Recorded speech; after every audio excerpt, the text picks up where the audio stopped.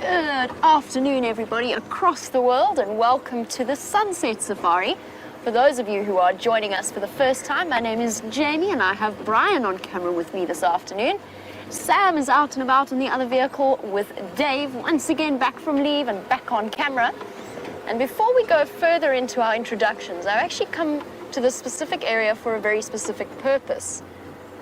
And since we're here, and I don't want to spend too much time here, let's see if I can get a good angle on this. This is for those of you who were watching the Sunset Safari, not yesterday, but the day before, where we stopped and we looked at a musk bull pushing over, musk bull elephant that is, pushing over a marula tree. And I just wanted to show you something to give you a sort of rough sense of perspective of just how big that marula tree was that we watched him. And bearing in mind, of course, that we watched him get it caught in the tree that was above him. We watched him problem solve for a couple of minutes. And this is just one of the many things that you can see on our live safaris coming to you from Djuma, Arathusa and Cheetah Plains in the Sabi Sands, which falls into the Greater Kruger National Park area of South Africa. So if you want to learn more about anything to do with, for example, big elephants pushing over large marula trees, all you have to do is send through those questions or comments on hashtag Safari Live on Twitter, or email through to questions@wildearth.tv. I'm going to hop out for 1 second. I want to try. It's not going to be the greatest angle, and obviously I'm not going to drive off-road just for that, but I want to try and give you a sense of scale. So I'm not the largest person in the world, but it will give you an idea of just how big and how powerful these animals really are. So I'm going to try not to lose my microphone on the way. I'm going to go over there and show you exactly what it looks like when compared to me.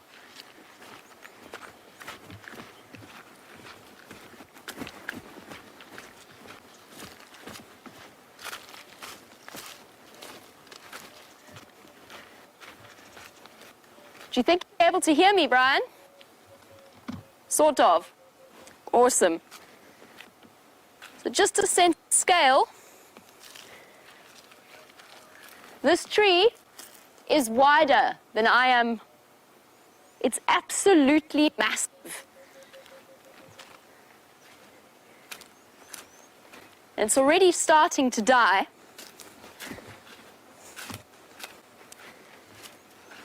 I'm walking in his tracks. I'm walking exactly where he walked. Now, it might not be the clearest or the best example, but it's a nice way of showing you, because obviously we couldn't do that while he was busy with it. But it's a really nice way of just showing you what the effects are of a large animal like that, and why the elephants themselves are such shapers of the ecosystem that they live in. Now, something we've remarked upon a great deal over the last few weeks is just how many elephant bulls we have been seeing. And a lot of them, in fact, more than I've ever seen at one time, so many of them are in must. That state where that occurs in all sexually mature male elephants, where their testosterone levels skyrocket. They become slightly more aggressive. I hesitate to use the word aggressive, but they are certainly inspired to show just how big and strong they are. And that particular bull elephant did a superb job on our Sunset Safari. And it was with you, Brian, wasn't it? Yeah. It was with Brian on camera that afternoon as well. And it was fascinating to just watch how that tree swayed backwards and forwards and how he problem solved pushing it over. Just bear with me 1 second. I'm just going to jump onto the Game Drive channel and chat to one of the guides who's asking for updates. Afternoon, I'm heading back to where Karula crossed Gowrie Main this morning just to see if she's come back. Sam's going to be just jiggering about. He'll go to the Ngala later.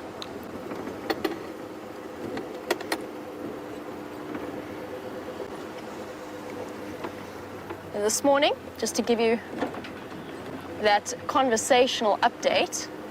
Oh, sorry, one more question to answer. That's affirmative as far as I know. They might have moved further into the shade. I haven't checked.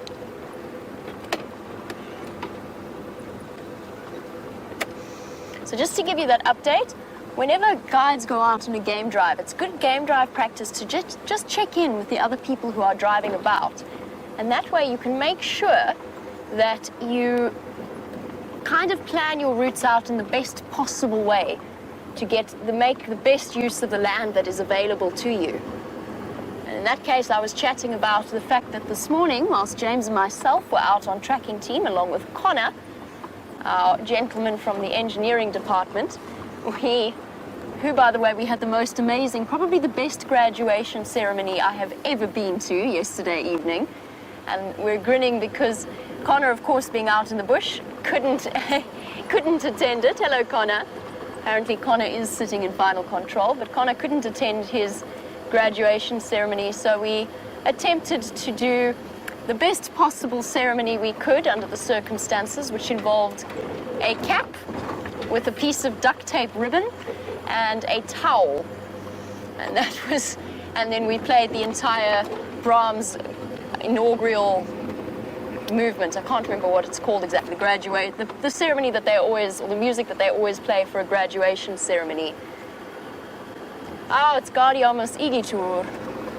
And some of us sang along, not very well, and probably with some mangled words along the way, but it was our best attempt at a graduation ceremony in the bush. But on a completely different note, I was talking about Karula. James and myself and Connor were out tracking this morning, and we followed Karula's tracks in a huge loop from where some of you saw her on the Djuma Dam camera last night, up to the point where she crossed south back to fetch her cubs. And what's going to be really interesting... Oh, sorry, I thought that hornbill had something in his beak. They've been prolifically catching caterpillars over the last probably the last 10 days or so. I think he just found something on that leaf as well. Where is he gone? Off he goes.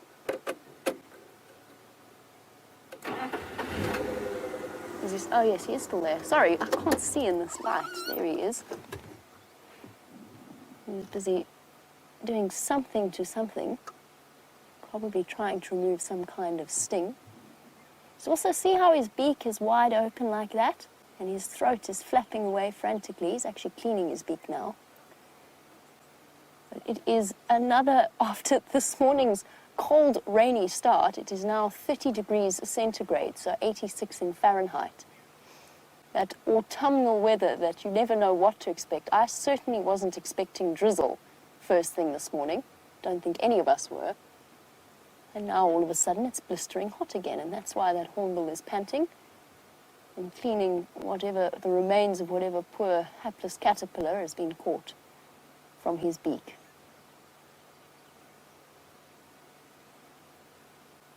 So my plan for this afternoon, once we've finished with our hornbill, as I think we are, we're going to go and just see whether or not in her travellings Karula didn't actually catch something and had maybe brought her cubs back into this area. Let's go and investigate. And while we head off to do that, let's go and have a look at another one of the little creepy crawlies that's come out with Sam. Let's go look at a creepy crawly. 2, 1, you are. Community spider nest, everyone. Look at this. This is just incredible. Look at the way that the spiders are walking around this nest. It is such a cool sighting. I truly love the small things in life, and these are incredible. This community spider nest holds life to so many different spiders. They're one of the only social spider, or the only social spider here in the Sabi Sands, and it's just incredible to see them. You'll see there that there's actually a wasp that has been caught inside the community, inside this nest, and a number of spiders have gone towards the wasp, and it's incredible to see.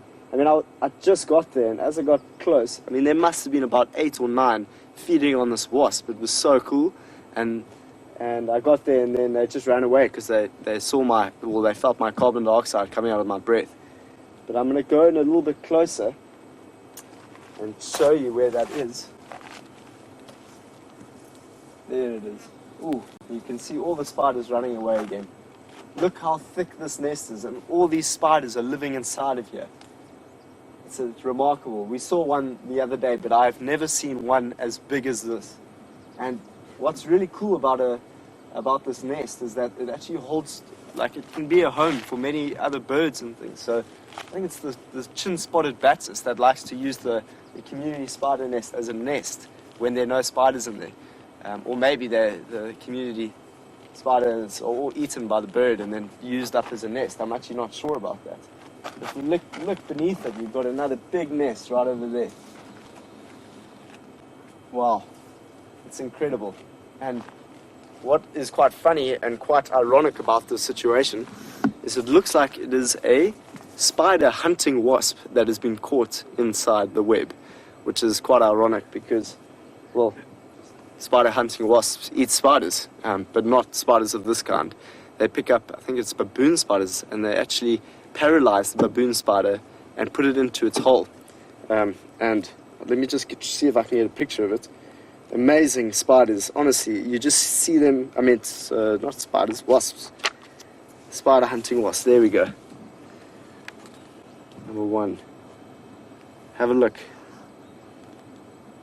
You can see that looks like it is the wasp that's been caught in the nest, and it's been eaten by all the small little community social spiders.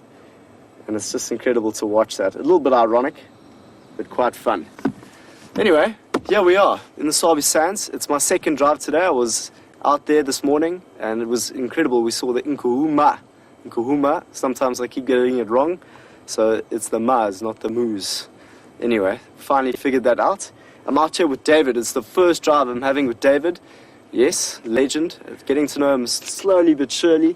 We also don't know the landscape that well, but it's going to be such an adventure, and you're going to be on this adventure with us, learning. And our intention is to see big herds of elephants. We'd love to see a breeding herd of elephants come down to the watering hole this afternoon when it gets, well, it is quite hot, so we're going to make our way there and see if we can find some ellies. But at the same time, this is what intrigues me, the small, tiny things in the natural world that can teach us so much, and at the same time, just be in awe, sheer beauty. So we're going to see what other small critters we can find out here today. With that, let's get on the road. Kirsty's as a director this afternoon, and we're going to go and have some fun out there in the bush. It's very hot. If you remember yesterday, or this morning, it was very cold. It actually started to rain this morning, and now it's very hot. As you can see, I've got my shirt wide open as I'm sweating. All right.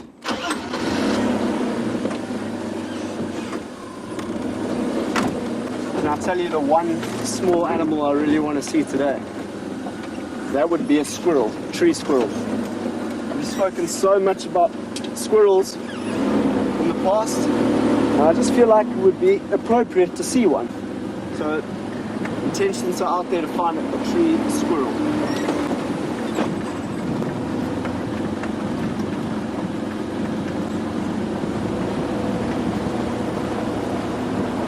Also, I wanted to say, just before we get driving out there, I'm starting to put a lot more attention into like learning a lot. I'm finding it not difficult, challenging to learn all the different things from the roads to the little critters that I have to learn, to the lion prides and dynamics and leopard pride dynamics, and it's not pride, leopard dynamics and the pride dynamics. So what I've done is I've made a book called Roads, Memories and Dynamics Through Different Areas, Djuma, Arethusa and Cheetah Plains. In this book, I hope to have many, many different sightings, and what I've got here is all the different names of the roads, and so I'm going to be marking them out and writing them down here. So I've already written down what I saw here, Shabam Road, and I saw here with the nighttime safaris, and I've just memoried, and so I've got like a memory to each place, you know. So that I think would be a great idea to help me learn and get more familiar with the landscape, more familiar with trees, more familiar with the types of animals in here, and just start to learn the natural ecology of Djuma, Cheetah Plains, and Arethusa. I also thought it would be a fantastic idea to get, I've been getting tweets and those sort of things about the various questions that you've been posting to me, and I've been so interested, and so I decided it's such a good way to learn through you guys. I really think it's it's a really good thing. So this afternoon, or this morning, I got a tweet on the difference between a dragonfly and a damselfly, and I wrote it out. And I think I'm just excited to learn through you and learn through this ecology. But on that note, let's go find some little critters, and let's find some ellies that are keen to have some water in this hot, hot afternoon. If you have anything that you would like to see today from a giraffe, a zebra, I know that I still have to find something orange from this morning. There we go, that was something orange, but it was very quick, it just flew past us. At least it was a small little critter, which was a monarch butterfly. It has that nice orange to it, eh? Did you see that, David? Beautiful. Yeah, we have this one. Yeah.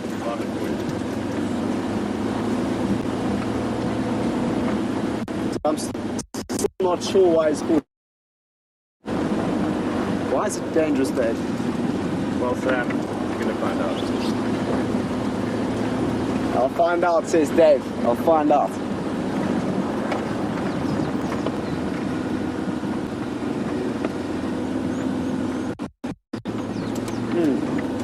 Was it the common sandpiper that we saw on this morning's drive? I thought it was the wood sandpiper. Jesus, thank you, Marilyn. Oh, that we spoke about, okay. So I've also got a book. I guess I should show you that. I'll show it to you just now. Let's go see if we can find some animals, but I've also updated the bird list, made it a little bit more tidy. And yeah, so we're sitting on around 15 or 16 on our birds. We got 3 this morning.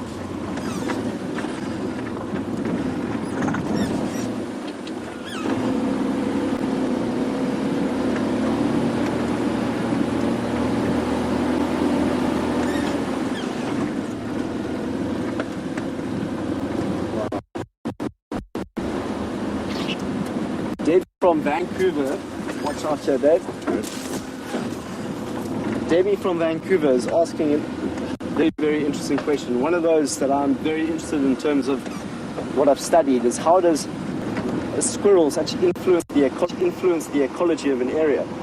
And I did my master's last year in England, and I studied the way in which the grey squirrels there were influencing the red squirrels in England. And they have a big influence on this area in terms of what they do to the trees, because grey squirrels really like to sometimes eat the bark of trees, so they will kill some of the tree species. So they influence that side of things in terms of actually destroying some of the ecology.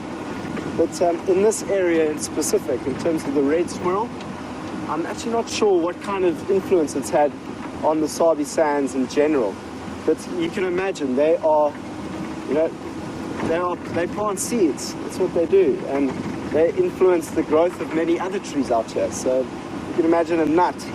The squirrel comes across a nut. Let's say Monty, the positive squirrel, was out in the low veld and he was running around and he found a nut. Some bury that nut. They will remember where most of them are. So they'll go and bury a number of nuts in the low veld. I know this from England, so the squirrels in England did this. I'm actually not too sure if the tree squirrels here do the same thing. It would be very interesting to find out, but they go and plant seeds all over the place, and they forget sometimes where they planted it, and trees grow. So imagine that influences the ecologies, trees grow, it gives more nesting spots for other birds. So every single animal in the ecology influences the ecology in some way. Nothing is separate from that chain, that web of life. If you stopped and looked at an ant, you'd understand its influence. The termite, you'd see its influence.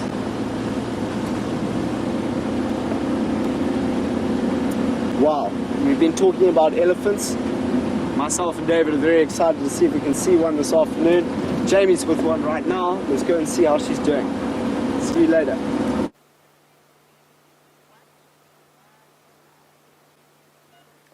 We do indeed have an elephant, and it's just interesting to note its behavior after what we were talking about, with a lot of the different bulls coming in from the eastern side of Kruger. See how fast he is working. is going incredibly rapidly away from us down the road. And immediately showing signs of discomfort. Not discomfort with the vehicle, he's just not as relaxed as a lot of the other elephants that we see. You see it more, we've been seeing it more and more. Now what's happening is directly to the east of us, or at least directly to Torchwood and Koro Cheetah Plains, where the Kruger National Park boundary lies, they haven't had nearly as much rain, and there's also been a higher concentration of grazing animals in that area, along with water up until the beginning of the drought. And what that's meant is that now, as we come into the start of our dry season, the elephants have been pushed as the water holes dry up and as there's less and less food for them to eat in that particular part of the park. They're pushing further and further into the Sabi Sands. Now, a lot of these elephants, in that particular part of Kruger, there's very few roads. There's hardly any other vehicles moving about. And as a result, some of them have spent not their whole lives, but a considerable portion of their lives not being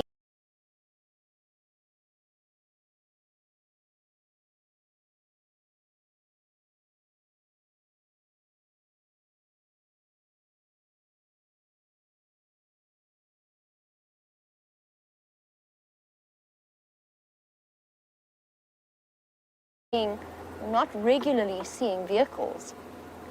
And so it's just a slightly slower process of getting them used to us. I mean, he's really pushing very rapidly away from us. Obviously I'm not going to try and follow him through the block. I'm just going to get you one last view. The other option, of course, is that he's thirsty. He might be racing away because Treehouse Dam is directly in the line that he's walking in. He might be feeling a little bit warm on this hot autumn's afternoon and want to go for maybe a mud bath and a little bit of a drink.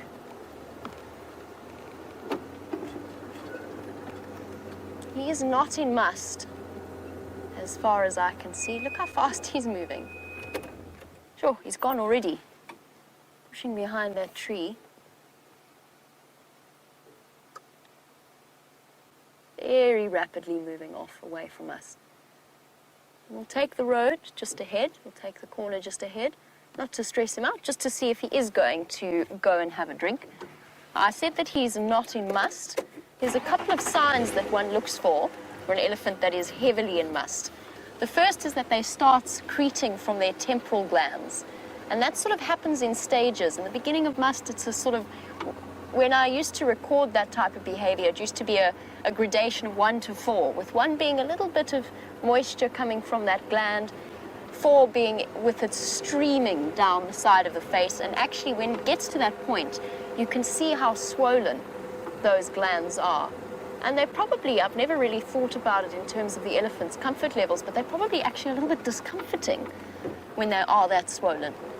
And they're basically an overload secreting pheromone-type substances that let the other elephants know of his condition, as it were, or his state of mind.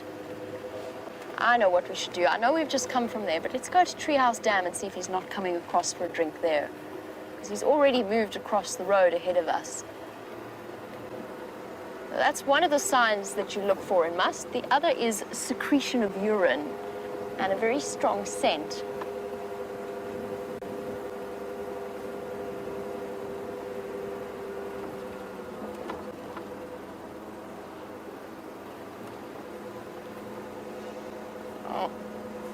Karen, as we sneak around to try and see if our Ellie's not going to pop out somewhere here, Karen was wondering about the elephants having a oh my word, there he is already. Jeepers, he's moving fast. I think he is going for a drink. Let's just give him a moment, just because I want to make sure that we don't make him feel unsettled. So we'll just go very slowly behind him. Amazing. Not too far ahead of us. And you just see the slightest sign of grey. He's slowing down a little bit, wandering down to the water. We might get to have a really nice sighting of him having a drink, maybe even spraying some mud, maybe even going for a swim.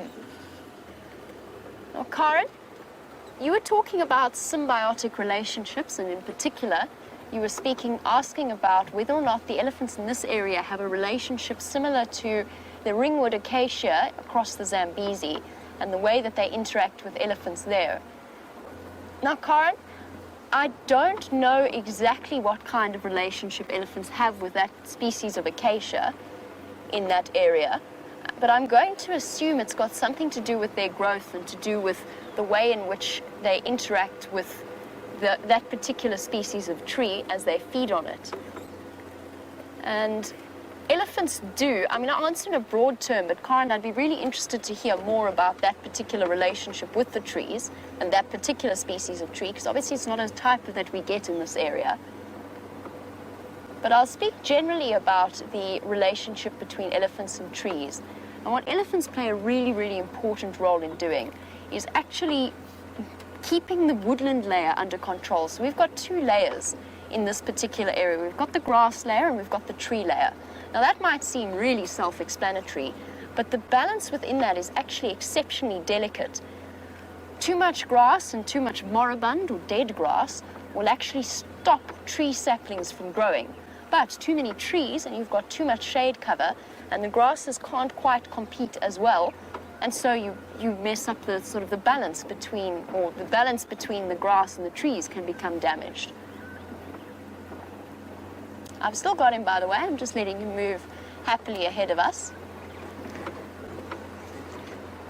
And what elephants do is they stop tree species like sicklebush and certain species of acacia that are classified as bush encroachment or bush encroachers.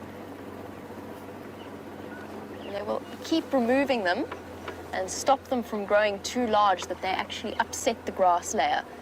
That, and combined with the fact that their regular walking paths help to clear away moribund material. Elephants in particular, Karen, have a relationship with round-leafed teak trees that they keep at a certain layer, and they're basically farms. So they'll pull a couple of branches off at one point or another, and that tree will then coppice out further. Just keeps moving ahead of us. And I think he is slowly going down to the dam. Let's just wait and see what he does. There he goes.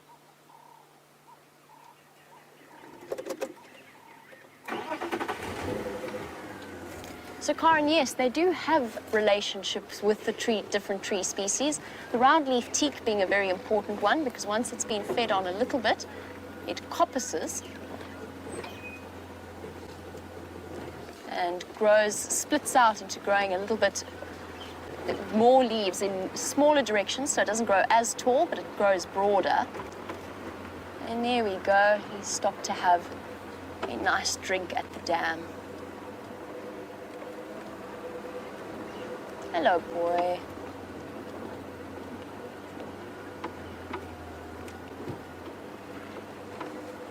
Let's just go around him.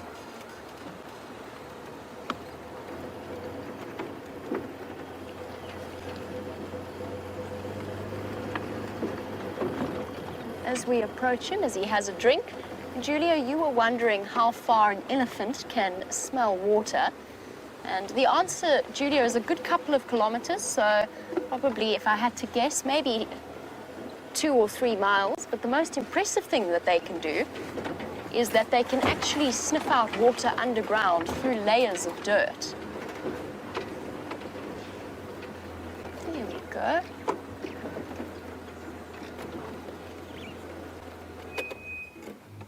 It's okay, boy.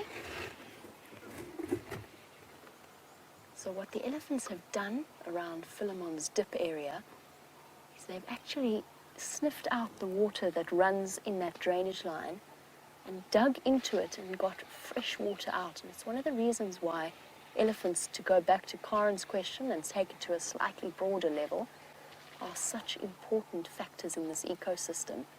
Because long after the water systems have disappeared, or the surface water has disappeared, they will actually go and dig out water. Once they've left that area, the other animals can go and have a drink as well. And we saw them doing it at this dam itself. Hello, boy.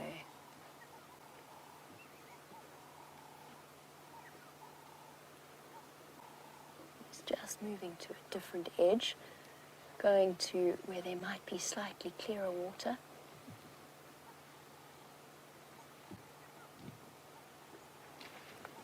So Karen, and to go a little bit further, we've seen them do it with this treehouse dam, where long after this water had dried up at the start of January, the elephants had actually dug down and brought water up from the surface. And they prefer it. They actually really enjoy the clean water. So even at a dam like this, you might see places where around it the elephants have dug, because they get to water that buffalo haven't had a chance to lie in and to sully and to muddy.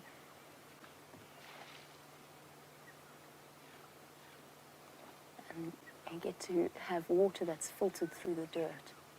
And you can even see it now with the way that he moves his trunk. He's stretching out away from the edge of the water where it's muddy to where the water is slightly cleaner. And each trunkful is capable of transporting somewhere in the region of 12 liters into his mouth. Look at him. Now he's going to, I'm sure, I don't know why he sullied the water like that. Maybe it's to throw over himself. Get some nice thick mud from the bottom. There you go.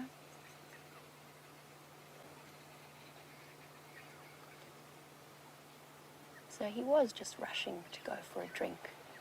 Oh, we're going to be lucky. As he walks in. Isn't it amazing what a versatile thing that trunk really is? Digging through the dam, collecting mud, acting as a straw. Not quite a straw, because of course he doesn't actually drink through it. He just uses it to transport water into his mouth. As an instrument for feeding, as an instrument for touch. And he's coating himself on this hot day with cooling mud that as it dries will help along with his ears to cool him down.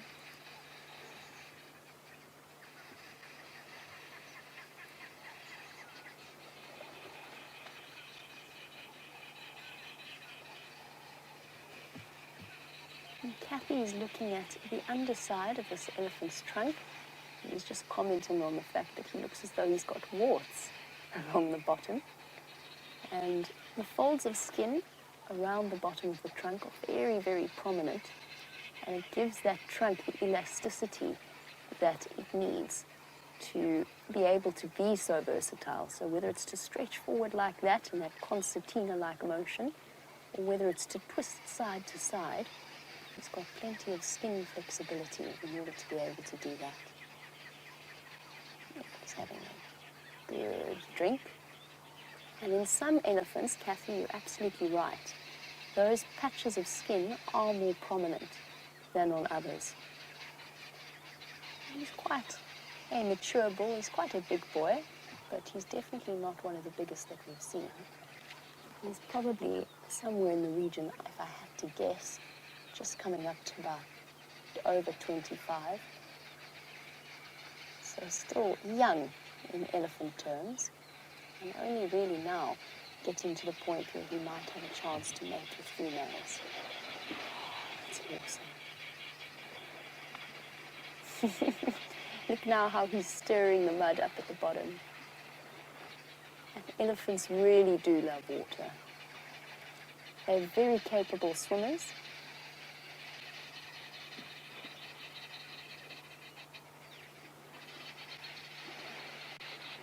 Awesome. Oh, how lovely. Makes you want to go and join him, doesn't it, Brian?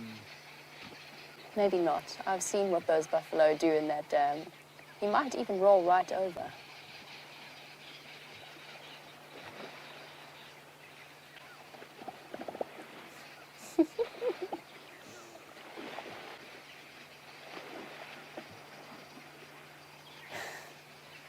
Oh, head right in.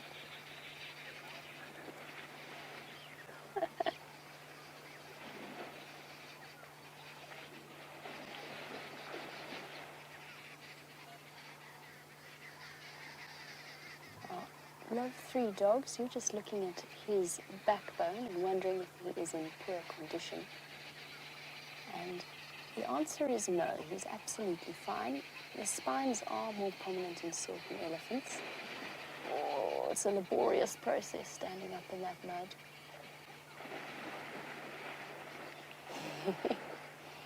And especially in males. Look at him rubbing the mud off his tusks.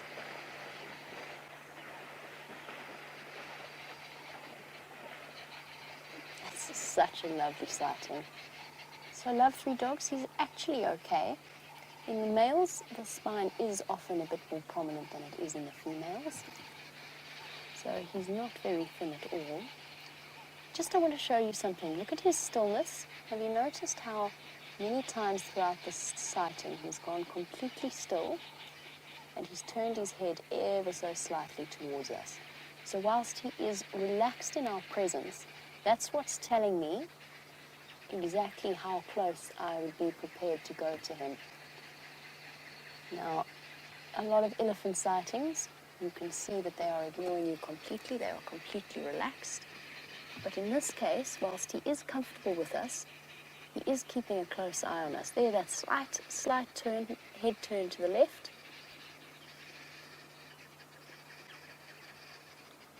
His way of looking back over his shoulder to make sure that we're not going to follow him any further across there.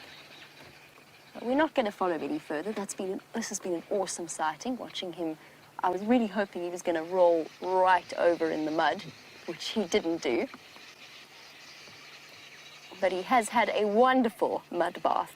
So love 3 dogs, you don't need to be concerned. He's still got a healthy fat layer.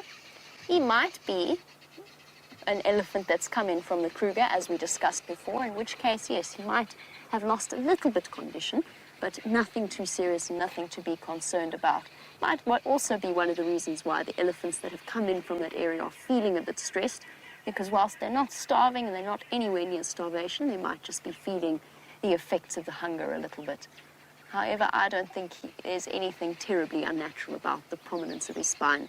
Right, back over to Sam. We're going to head across to Cheetah Plains. Sing. The moon is big in the sky this afternoon.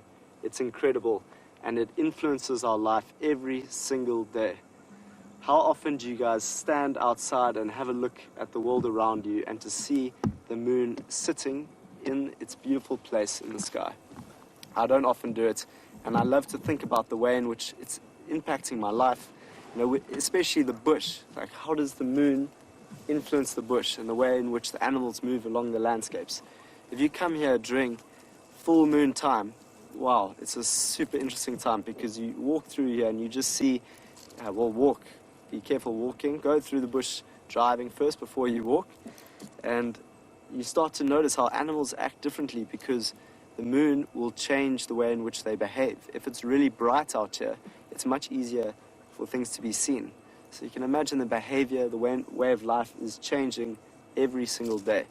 And I find that fascinating. And the way in which the moon is growing is, it's actually called, it's a term. And I want to give it to you guys and see if you guys know it. What does it mean when the moon is getting bigger? What is the term called when the moon gets bigger than what it is now? And what is it when the moon is getting smaller than what it is now? It's 2 words that start with a W. See if you can get it. It'll be cool. Going from a much bigger thing, like the moon, all the way down to something a little bit smaller that is orange and is coming towards the season of this, autumn. We wanted to talk about something that's orange, and I thought, this is turning into a nice orange, and we've been speaking about it over the last few days, about how the bush is going to go completely orange in autumn, and this is just the first signs of the autumn leaves coming out. Or it's actually a dead plant that's been eaten by an elephant. It looks like it's been stripped. It's called mulling. It's what an elephant will do. The elephant will break it and then put it in its mouth, and yeah, I don't want to get elephant saliva jokes. It's quite dry, so I won't be. So that is the orange plant, and I can't wait to be with you all when autumn comes. Another thing that's a little bit orange this afternoon is our flaky thorn acacia. Have a look at that flaky thorn acacia. You can tell it's a flaky thorn acacia if you can see the bark, almost like the bark's flicking off. And my audio is not going to be very loud, so I'm going to try and go there and show you how the flakes come off quickly.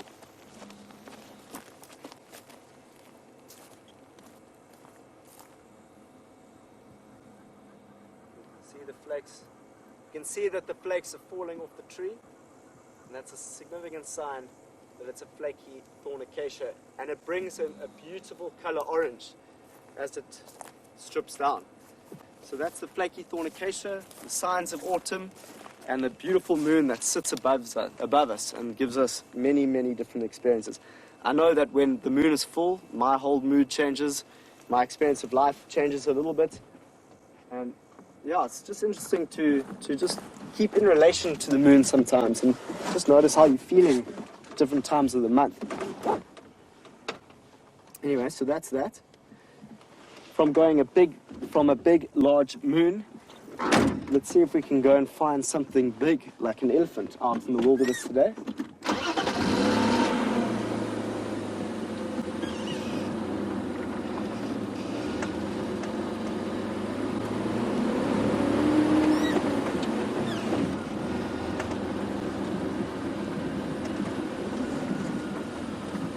Judy, James, and Laura, well done. It is waxing and waning. So I used to remember it like wax on. That's how I used to do it. Or like David just gave me a good example of it, waxing on your surfboard. Imagine you're about to go for a surf and you wax the surfboard and make it nice and thick. That means the moon is getting bigger, waxing. Waning is when it is getting smaller. So well done. I think the moon, actually it is. The moon is waxing at the present moment, 2, 3, 4 nights ago, it was much, much smaller than it is now. So, well done, Judy and friends.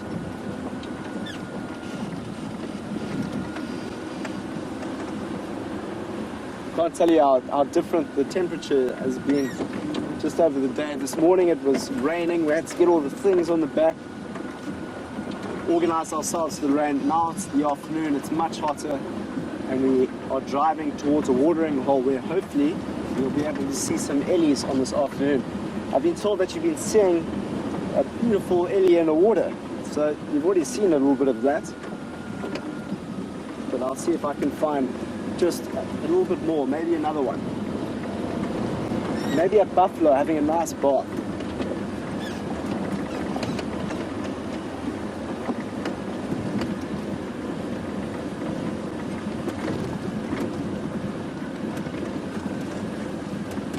Isabella, who is aged 5, is asking me, do the animals think that our vehicle is like an animal itself? Isabella, I used to think that as well all the time. I was like, what do these animals think that this big machine is? Do they think like I'm a big, weird-looking elephant, or do they what is it that they're thinking? And I think they don't feel anything now because they've become habituated with the vehicle, which means that they've noticed that the vehicle is not creating any harm to them. So they might think that we're an animal that really doesn't impact on their life that much, just has a whole bunch of people looking at them. So I'm guessing that it does have an influence in some regard. Like if you go, well, in a huge regard, if you go tracking leopards one day in a vehicle, it will still be very nervous of a vehicle, so it may think that it is some animal. But over time, you drive the vehicle towards the leopard and you, what you call, habituate them and make them comfortable with being around vehicles. Great question, Isabella. Age 5, that's so cool.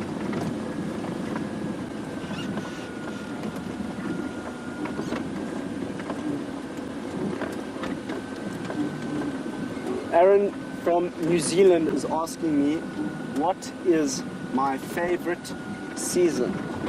It's a great question, Aaron. I chop and change all the time. Well, we're going through quite a thick area right now. Quite nice and bumpy. Woohoo! When I was a kid, when I was around 10, 11 years old, I used to love winter so much. I used to love sitting in front of my fire. It was raining outside like crazy all the time. Sit in front of my fire, read a book, or just chill with my twin brother, where I used to just drink some hot chocolate and chill with my dogs. I used to love winter so much. But as I've grown older, I really enjoy summer. Like spring coming into summer, the way in which you watch everything just light up in color and give you like all this radiant energy that the natural world so freely provides you when it's in spring. I actually had the most magnificent spring last year when I was in England. I was living in Devon in the south, and I had the most incredible, just the beginning of summer, looking at all the different types of plants that come out, and the bluebells and all the little... I really, really enjoy my flowers, and just watching all the flowers come up in England was incredible. At the same time, I live in Cape Town, and we have so many different species of flowers on top of Table Mountain. It's incredible. But with that, while we see if we can find ourselves an elephant or something really small, #Safari Live, what you might like to see that's really small in the bush today, let us know. On that note, let's go see how Jamie's doing. See you now. This is one of my absolute hands-down favorite birds to see out here. Unfortunately, one of the males just flew out of the sun where he was beautifully highlighted. It is a plum-colored or violet-backed starling. Absolutely lovely to see, and especially since this will be one of our last opportunities to see them before they migrate off into northern Africa. And there's some other birds there as well. There's a couple of females which are much more drab in color than the male.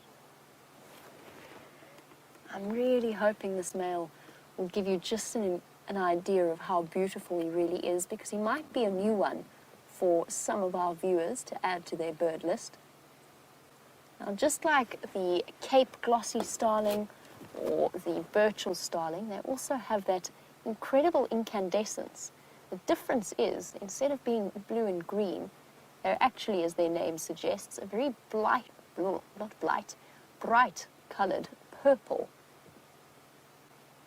And you might be just able to see the shine around his face every now and again as he moves his head into that patch of sun.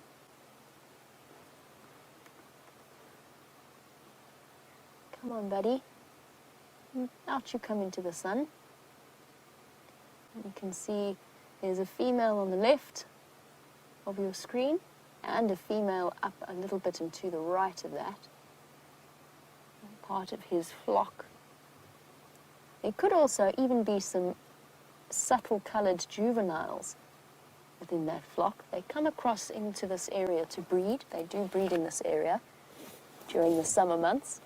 So they would be at the right age to start getting their adult coloration.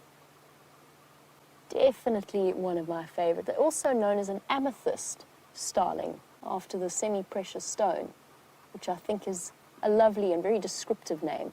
Their official name, just to let you know, is the violet-backed starling. I've always known them throughout my life as a plum-coloured. It's one of those new bird name changes that seem to constantly perplex me.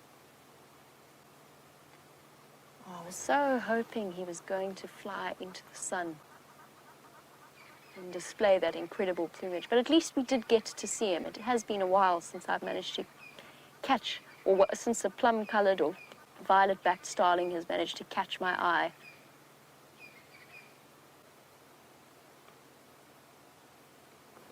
Nope, I think he's found his patch of shade, and he's quite content to stay there.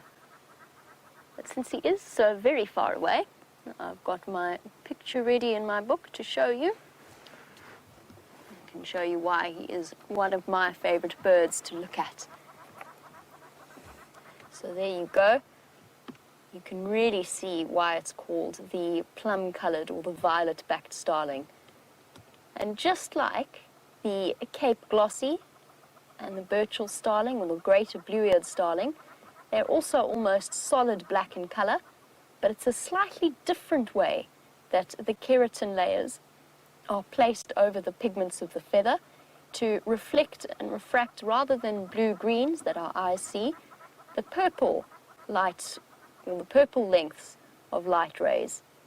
So slightly, what would that be? Would those be shorter or longer? Oh my goodness, my physics is battling here. I think they'd be slightly shorter.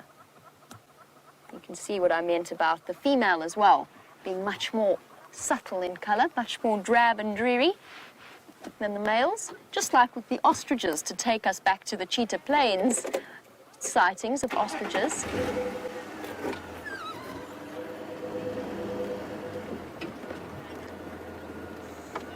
A lot of our viewers, as I mentioned, and I'm sure Sam might have touched on as well, since he is so incredibly good at keeping a birds list along with you all, a lot of our viewers keep bird lists where they list, and often accompanied by screenshots of the different birds that they have seen.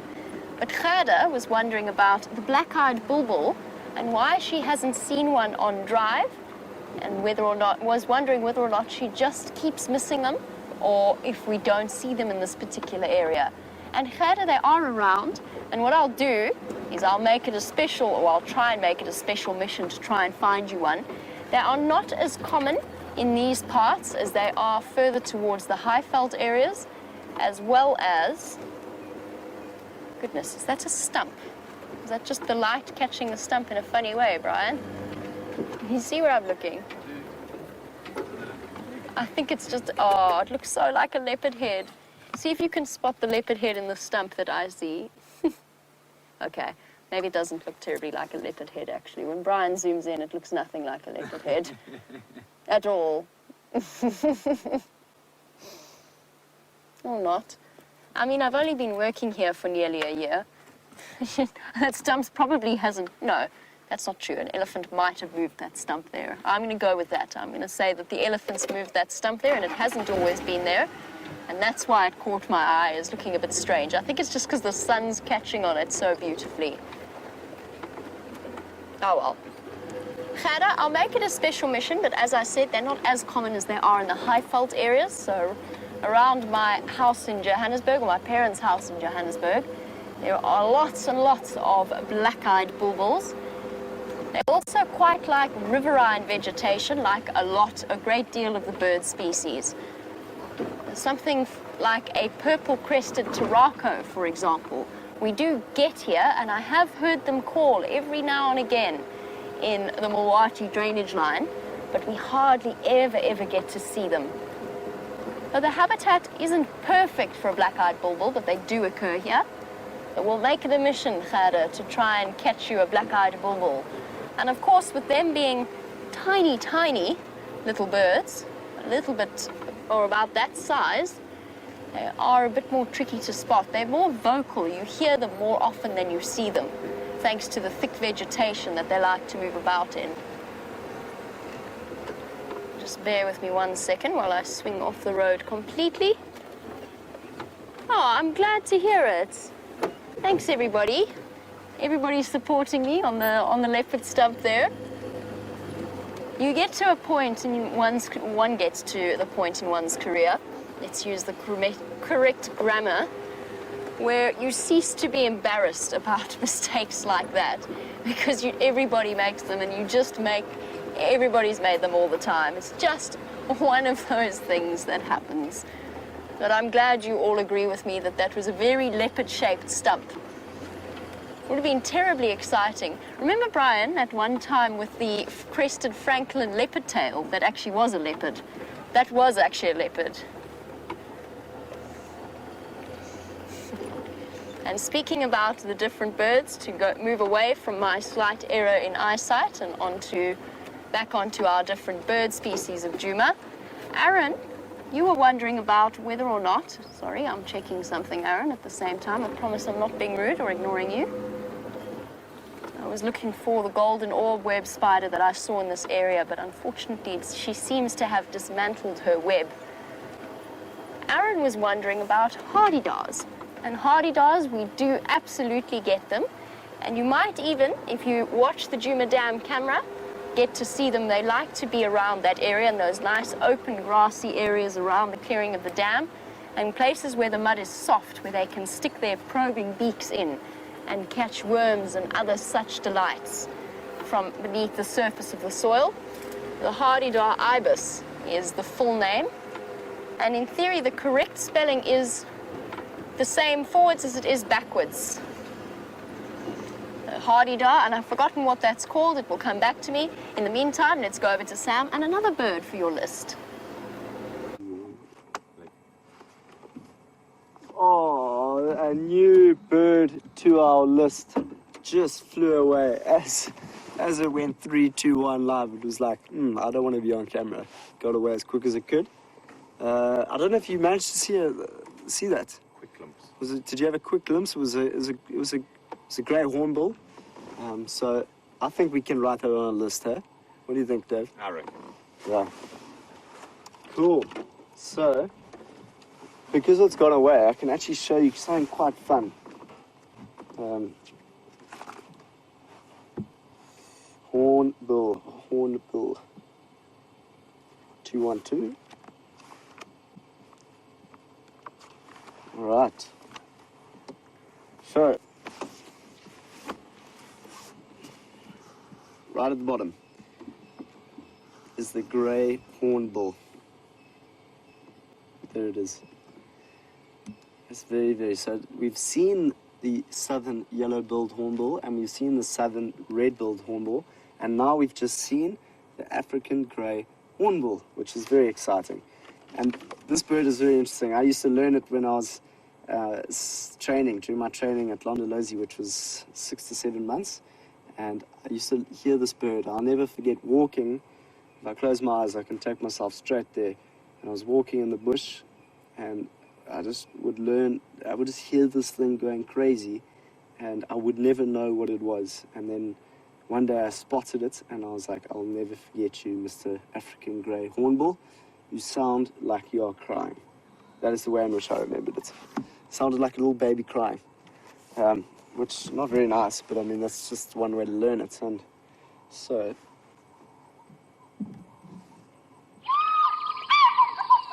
this is a very cool device. It is able to pick up the sound of things. I'm actually quite not sure really how it works. I think it's a type of like grid thing that sits in the picture and helps you, when you click on this, it reacts to it.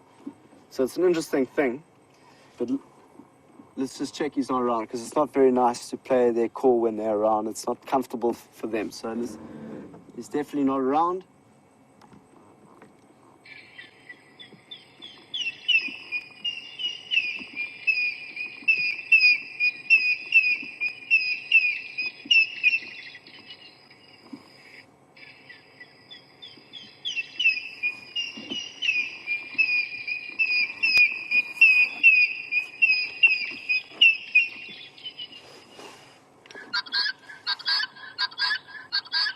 So you would have heard 3 bird calls there. You would have heard the one when I switched it on, the African grey hornbill, and then you would have heard the one that I switched off. So every single time I switch this thing on and off, it makes the sound of the same bird every time. But the second one was what we wanted to hear, and I'll never ever forget that bird call. So hopefully we've seen it very quickly. Maybe we'll be able to hear it out in the distance, and then we can locate it on it again and be good. I've improved my bird list over here, as you can see. And I've got now we are number 17, everyone. And it is a African grey hornbill.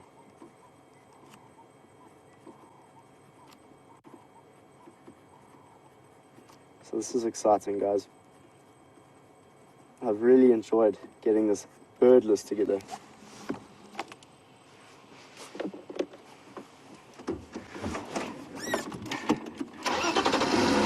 Khada is saying I'm actually one of the rarest men, or rare men, to be able to read what I'm writing. Thanks very much. It's a nice compliment from you.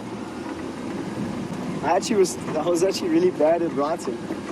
When I was at school, when I was a youngster, they used to only give you a pen when you got your pen license. So you had to get a license to get your pen at school.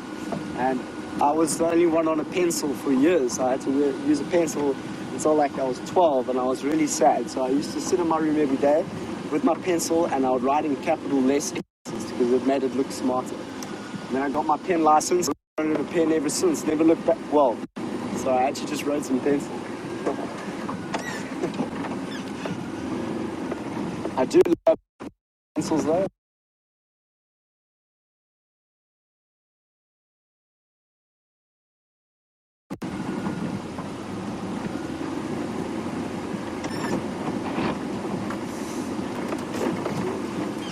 Helen, you're asking, is my twin as interested as I am in nature?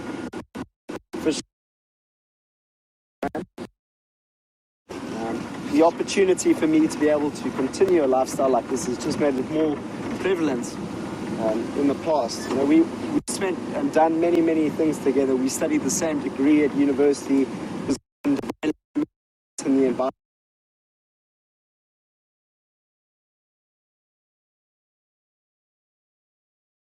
Because we both studied sustainability, and I believe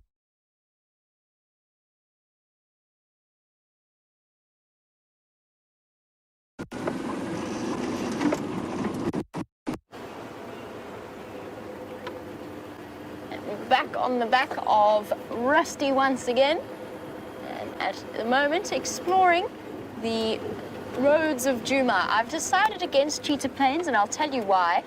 It's because it's my big weakness out here. I have to go and visit the hyena den. And if I go to cheetah plains today, I have been listening to the radio. There have been no updates of cheetah or leopard in that area. Otherwise, obviously, I would be racing off in that direction. But because there haven't been any updates, and because I would really like to catch up with the hyenas before I go on leave tomorrow, I just figured that we'd stick about in the area for now and pay a visit there later. Gives Sam a chance as well to follow up on the Nkuhuma lionesses around Buffelshoek Dam that he found this morning. And just bear with me 1 second. I know Brent was trying to call somebody on the Gam Drive channel. I just want to see if he managed to get a response.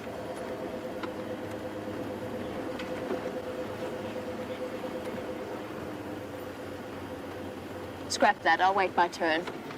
There's a conversation going for now.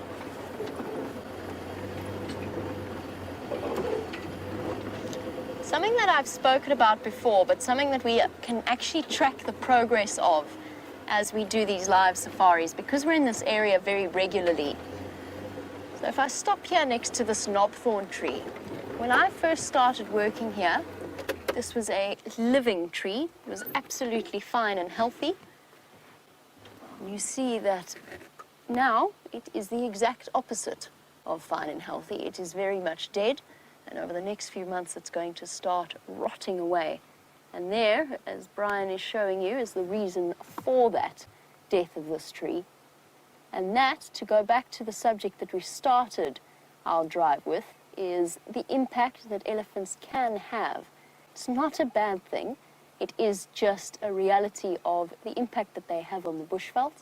In this case, they've got hold of a large knobthorn tree, and they have stripped the bark almost all the way around it.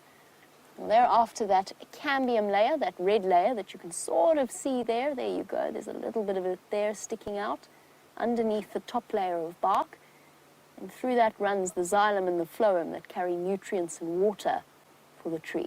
It makes it highly nutritious for an elephant, but of course it's highly essential to the tree. And as a result, they've allowed wood borer beetles to move in there, termites to strip away the rest of the bark, and they have, as a consequence, killed a very large, very old tree. And I'm not the world's expert at aging knobthorns, but I would guess that this knobthorn is at least 30 to 40 years old. They grow relatively quickly in the tree world. Nevertheless, it has met its end. And that's the way that the elephants are actually going to shape the ecosystem in the next few years due to this drought.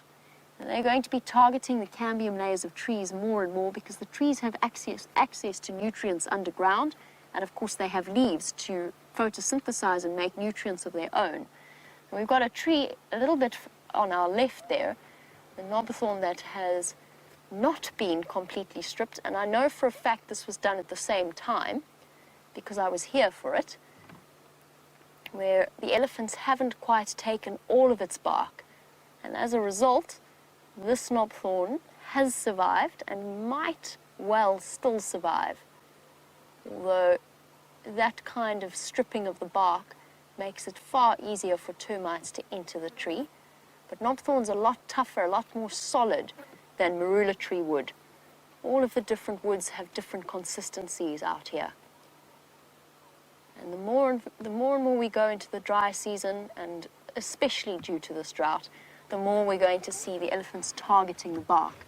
What that actually means is that for a lot of animals, these trees are the saviors for over the next few months, right up probably until the beginning of next year. Please fly. It's getting a little bit much.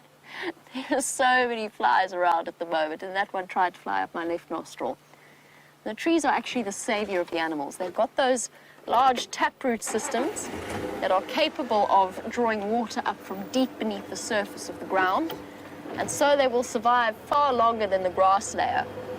And elephants in turn, if they push down a large tree like that marula tree that we saw, I didn't mention it, but just before we drove up to that tree, there were actually Nyala standing around browsing on it, which is one of the useful things that elephants do. And often animals like kudu and so on will target or will follow behind big bulls in dry season so that they can take advantage of whenever the elephant leaves the tree, is finished feeding on the tree, and they can take advantage of whatever scraps they happen to find. Sorry, I have been distracted by tracks, but they are not terribly clear. Not a big cat. And some of the trees, on the subject of the way in which they will help the animals survive, and I know you were discussing the seasons with Sam. Kim, you were wondering, watching all the way in South Carolina, if we get evergreen trees.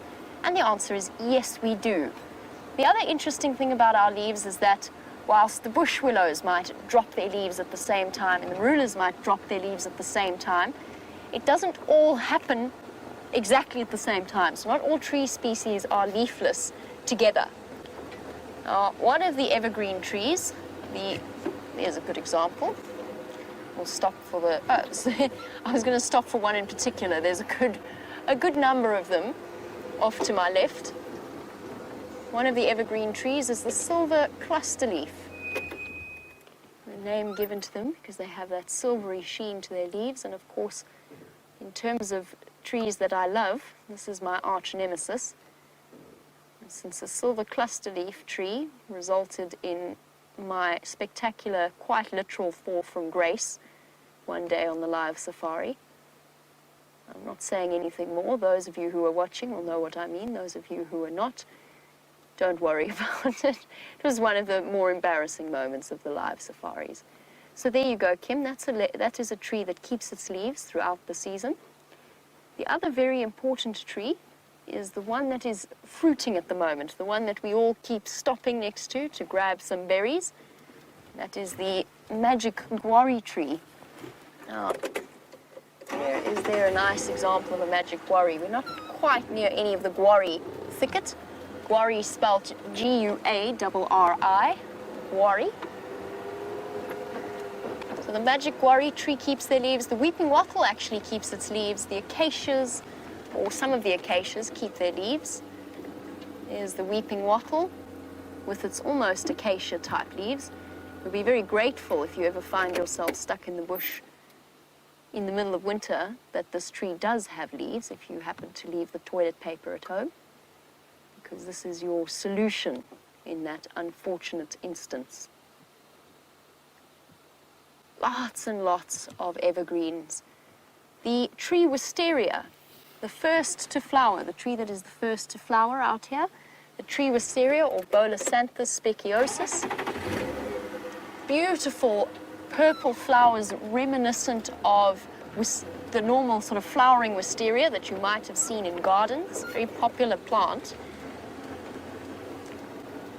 And the fact that it's an evergreen plant, we don't see that many of them here, but there are quite a few around the Gallagher Pan area. The fact that it is an evergreen plant makes it very popular as an indigenous ornamental tree. So all of the trees that I've listed, and particularly at the moment in South Africa, there's a serious drive towards keeping the gardens indigenous and to keep down the number of exotic trees that are planted.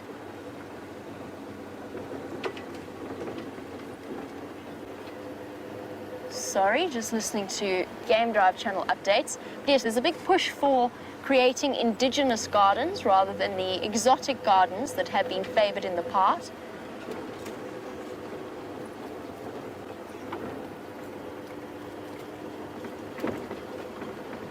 Okay. Just been listening to updates on the Nkuhuma Pride. It appears as though they are still around the Buffelshoek Dam area. So I'm sure that Sam will be keen to follow up with them at some point very soon.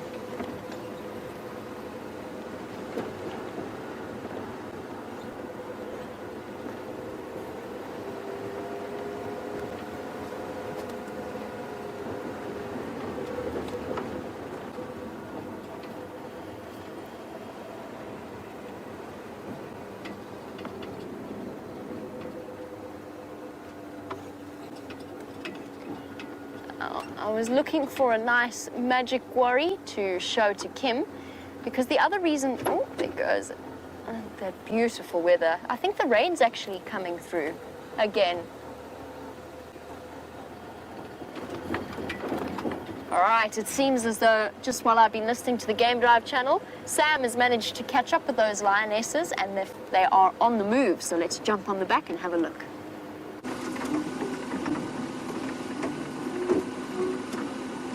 Welcome everyone, we are here with the Nkuhuma Pride. And they're mobiles, it's very exciting that they're mobile. It's still quite young in the day and they're mobiles, which is strange. Normally they would be flat, and this is very exciting, guys. This is the first time I'm actually following them on foot. As you can see, it's quite thick out here and it's not that easy, but I'm slowly going to try and move my way. I don't want to make too much noise behind them. So we're going to go slowly.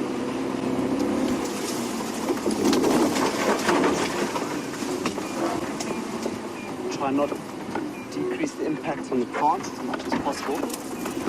Bear with me while I try going through here, everyone. It's very, very exciting.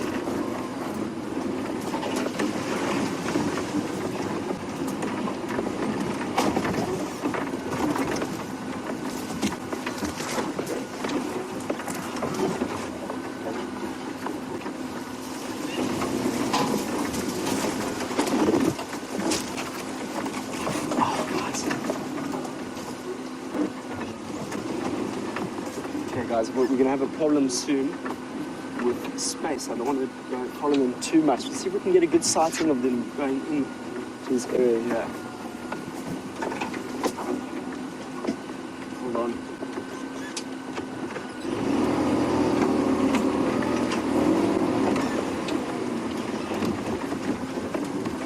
There she goes. Beautiful. How cool is this, guys?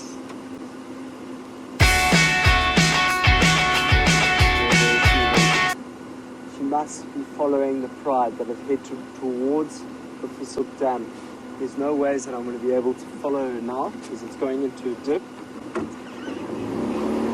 I'll do my best to relocate. Let's go see what Jamie's up to, and we'll see just now.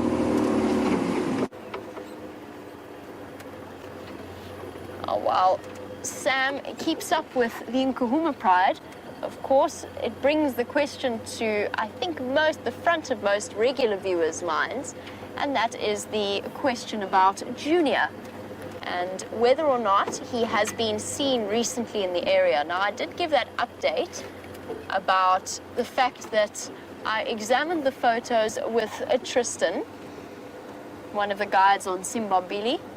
We examined the photos of a sighting that Tristan had of a mysterious male lion on Elephant, I think it was his sighting was Elephant Plains. It was either around Elephant Plains or Shirley's. Hello, boys. I'll stop here to give you something to look at while I yak on about Junior. So Joyce, he hasn't been since we confirmed that that was indeed Junior in the area, and it was most definitely him. It was not one of the Birmingham boys, it was Junior. As to where he's gone now would be absolutely anyone's guess. Perhaps he's out looking for distracted impala rams that are, as you know, very much at risk at the moment. They are rutting, which makes for some highly entertaining sightings. They are all on edge, practicing sparring with each other until they have the opportunity to compete for access to the females. And rams of this size, see how his horns are still pointing slightly inwards? He's just not quite fully grown, although he's got quite a powerful body size, and he probably won't be big enough just yet to compete for the females. And a lot of them doing what this male is currently doing, and if I start the car, unfortunately, he will stop doing it, and that is horn thrashing.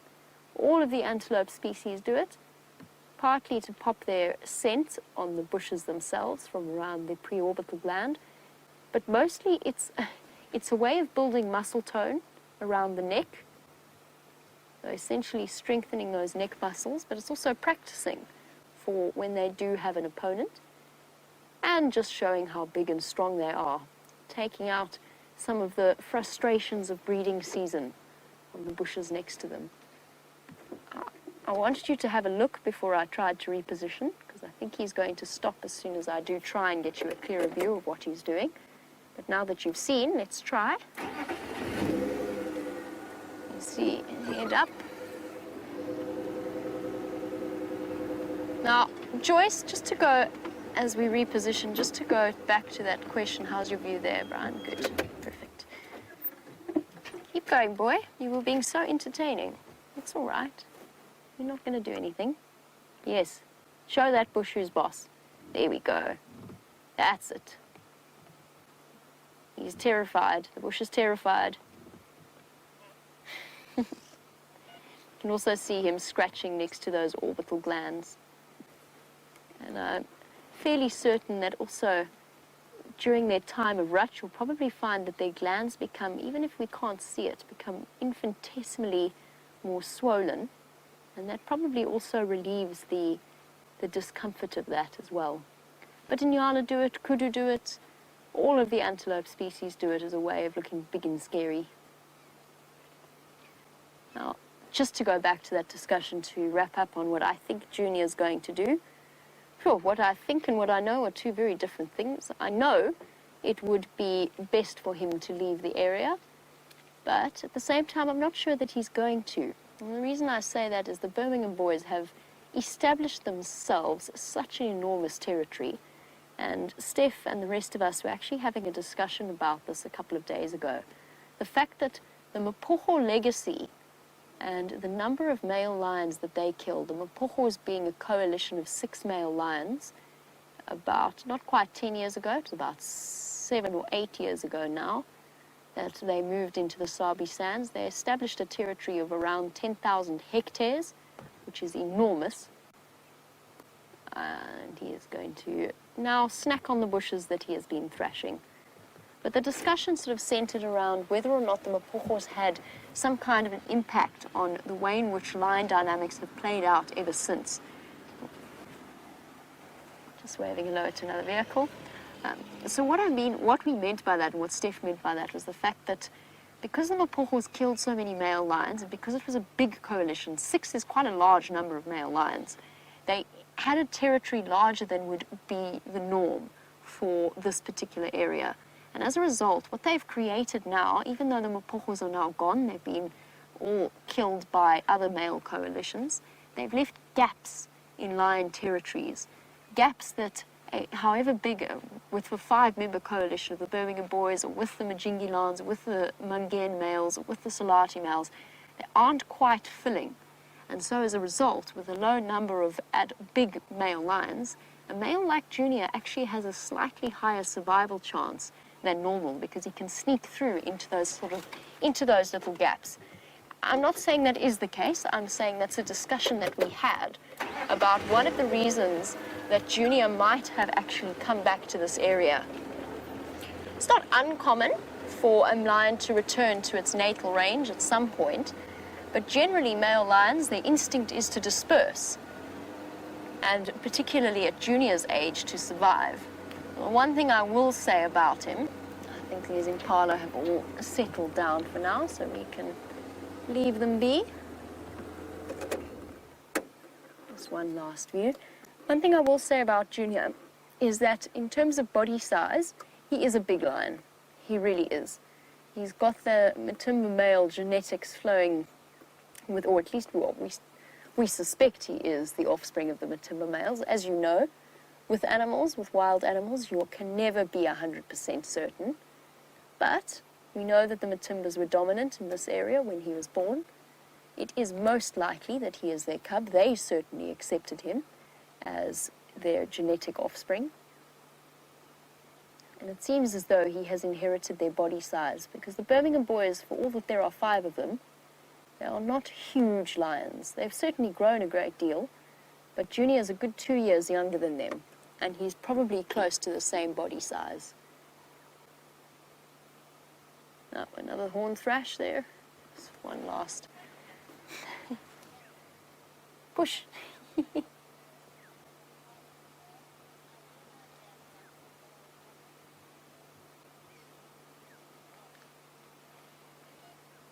And as they scrape and horn thrash the bushes, Wayne was wondering about whether or not there are any sensory nerves within the horns themselves. He says that he realizes that they are in rut, but was wondering whether there's a chance that the horns get itchy. And the answer is no. Yes, there's blood vessels running through the horns, and there might be some degree of nervous control, although I don't think so. But either way, that keratin sheath is completely without feeling, just like your fingernails and your hair. But if you bite your nails too short, or if your nail rips too close to the edge, you know how sensitive that can be. So the growth plate underneath it is sensitive, but the horns are not, unless they break, in which case it's like breaking a bone for the animal concerned. But animals do that, Wayne. You're not far off in that. Animals do often do that when they have itchy heads. In this case, though, it is largely to do with the rut, making themselves look big and strong, practicing, and mostly, in my opinion, getting rid of some of that frustration that builds up within them. That level of aggression is totally heightened during that time. There we go. He's sufficiently shown that particular tree who is boss, and he's moving off slightly more relaxed. So whilst animals do often utilize trees to scratch themselves, now that poor tree, the next male impala's moved in to do the same thing.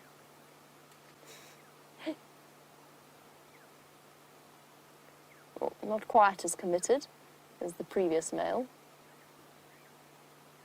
A delicate scratch behind the ear. Oh, here we go again. Aqua's commented about the impala making a kill of the bush and then eating it afterwards. Certainly what the previous one did. That poor tree. All right. I think we shall leave the thrashing impala for now and go see what other things we can find. Of course, we've got plenty more sightings like that to look forward to over the next month and a half. And very soon we should be seeing actual impala mating as well. Or at least the initial attempts, the initial fumbling attempts of the male as they chase the females across clearings. Can be exceptionally entertaining to watch. I've also seen, we have chatted a bit about this before, but I've also seen Inyala and Kudu do that, and wildebeest, in mud. quite often they will go up to a muddy pan, or a muddy pan that's dried up a little bit, and they actually they thrash their horns in the mud and they lift up big, thick layers of mud. And it's very common to see an Inyala or a kudu wandering around with extra mud on their horns, and nobody really knows exactly why they do that. There's a distinct possibility that they do it because it makes their horns look even bigger. But it might also just be that they've been doing something similar to the impala, taking out some frustration, strengthening their neck muscles, and just haven't wiped the mud off afterwards. I've never seen impala do that though, I have to admit.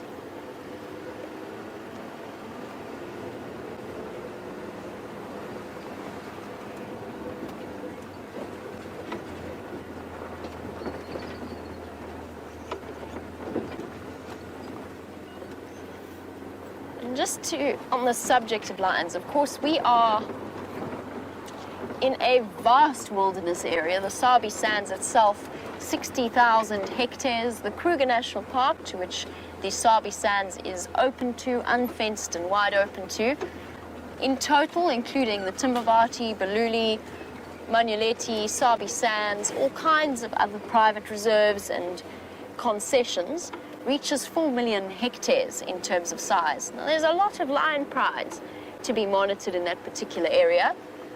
And our Beard was wondering, well, who keeps track of all of the movements of the lion prides, maybe just in our particular area? Do we have a giant pinboard map, or are there other ways? And whilst a pinboard map is not a bad idea, it's something that I used to do where I used to work. Eventually we had to make a new one just because it was so wrecked from all of the different push pins, but we had different colors for different prides, different elephant herds. It was a lot easier to monitor though because it was a closed system. In other words, a lot smaller than the area that we're in now. So our Beard, whilst we don't have a map up at camp, we do have a wonderful network of the various guides. And of course, when you live out here and you spend time out here, we're always constantly talking to each other on the Game Drive channel. We're always monitoring. I can tell you, for example, that there are 2 lions at First Rock on Torchwood, 2 males, probably Birmingham boys, but not 100% confirmed because we haven't seen them. That's the kind of thing that we might check to Texan or to Aubrey about, the 2 guides at Juma, where Tella and Gallagher, because they can traverse Torchwood, they can take their guests there, so they will know which lions are there. And so it is that we sort of keep track and we ask. Oh, and on that subject, I forgot to tell you, that male lion on Mana Mana that you saw with me the other day and with Brent, sure, was it this morning only? But the male lion and the female that are on the dam wall, the male lion is one of the 4 ways males. So definitely not a male that we have regularly seen before. The 4 ways males, of course, having part of Mana Mana as their territory. So that was one of the 4 ways males. Certainly the first time I've ever seen him. Unfortunately, it was at about a 300-meter distance.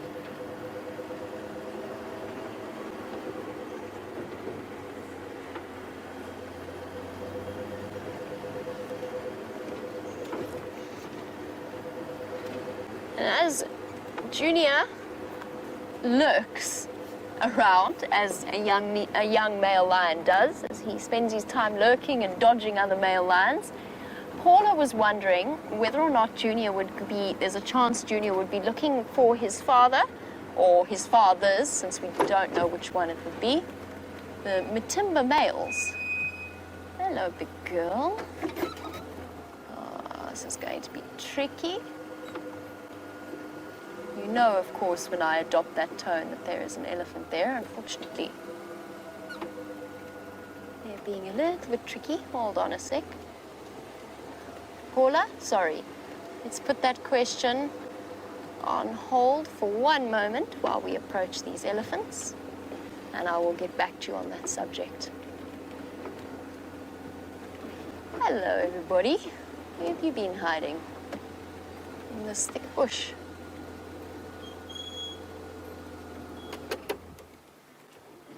little one. They're all going to come out into the open for us. There we go. Hello. What have you got to say for yourself, little girl? Not much. See that backward glance over the shoulder? That's what I was talking about when we spoke about the bull earlier. Looking at us out of the corner of their eye. There's another youngster. And a male in this case on the left. And then the big cow at the back. I've seen her before. I think that's actually the female that trumpeted at James and myself this morning. For no quite clear apparent reason. She just decided that's what she wanted to do. Let's keep up with them while I do. Paula, the answer about your question about Junior, would he be looking for the Matimba males to form a coalition, is no. With almost complete certainty. I always hesitate to say anything with absolute certainty out here because nature does some very strange, very exceptional things at times. But the chances are absolutely not. And the reason behind that is that the reason coalitions are formed and the reason male lions disperse in the way that they do. These guys are a little... Just keep moving away from us. The reason that lions do that is to keep the genetic lines fresh. And male lions, once their sons reach sexual maturity, will play a role in pushing that male out of an area, out of their territory. It just so happened in this case. Oh, how lovely.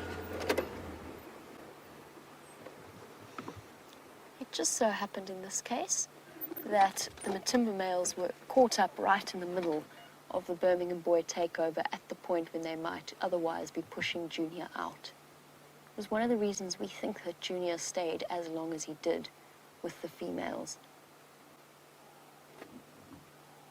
So if there are any cases of a male lion joining up with his fathers as a coalition, they are very rare and very exceptional. Look how pregnant that female is at the back. She's bulging out on her right side, unless that's some kind of growth.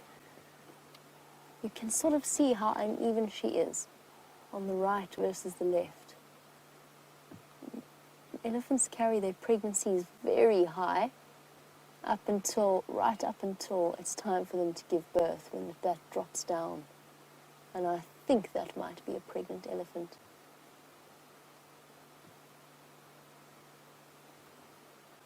Beautiful. And generally, elephants don't, when you do follow behind them, it's nicer to just give them a bit of distance as you do. They're not upset in any way. It would be, if I could, I would prefer to go all the way around and meet them from the front, just because it's nicer to let the elephants choose to come to you rather than follow behind where they know that they can't see you. So it just, you've got to give them a wider space as you follow.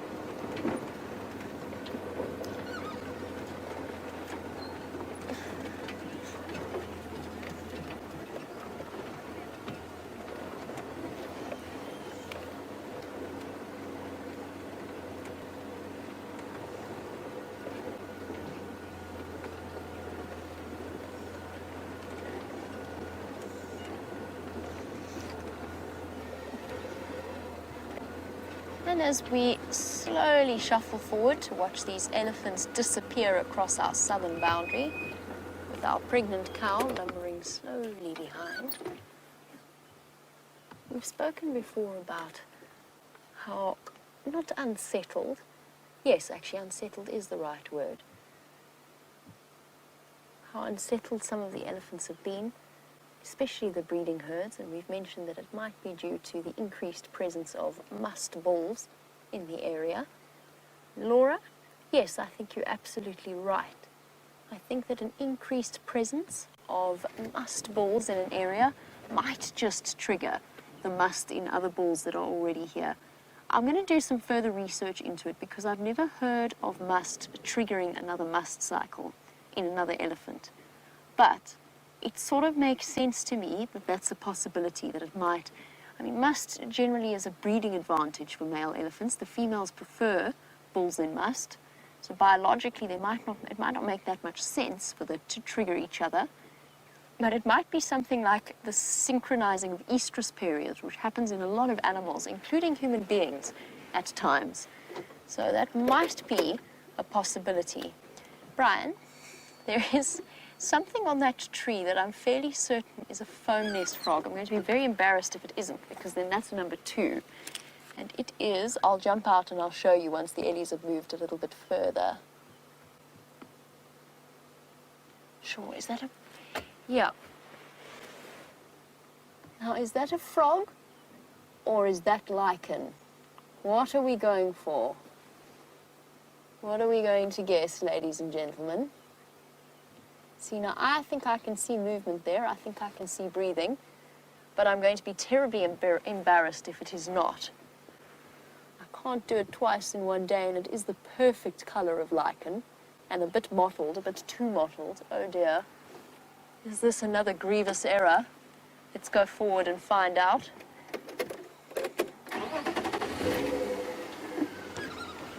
Please be a frog, please be a frog, please be a frog. Please be a frog, please be a frog. Oh no, it is a frog. That is incredible. That is absolutely incredible. Phew. Well, now that is a relief. I feel as though I have redeemed myself after the leopard log. What do you think, Brian? Is that redemption? Yeah. That is a... Oh, sorry. That maybe just unredeemed myself again, if that's a word. Taking my foot off the brake there. That looks like a foam nest frog, and it is exceptionally well hidden. And for those of you... I don't know if any of you are still doubting that that is a frog, and I would not blame you, because that camouflage is absolutely sublime. But you can actually see the pupil and the eyeball. And if I get out to go closer to it, not to disturb it, just so you can watch its eyeball moving, so that you can actually have faith in the fact that there is a frog there. Yay! I have not seen a tree frog in a while now. Oopsie daisy. There we go. And make sure there's no elephant still around. I don't think so, though. Now, unfortunately, this is quite a savage thorn tree. But if you watch where my hand moves, his pupils might move with it. Yeah, there he's moving a bit. See? So it is a frog. I promise it's a frog. Hello. You are incredibly camouflaged. That is absolutely spectacular. Just so similar to the lichen that's wrapped around this tree. And these are the little guys, or this is the little guy responsible for those foam nests that we see. And making a very high-pitched trilling call as an alarm call when there's some kind of threat, whether it be a snake or a bird that might feed upon them. Oh, shit. Oh, sorry, back in the car. Sorry, little one.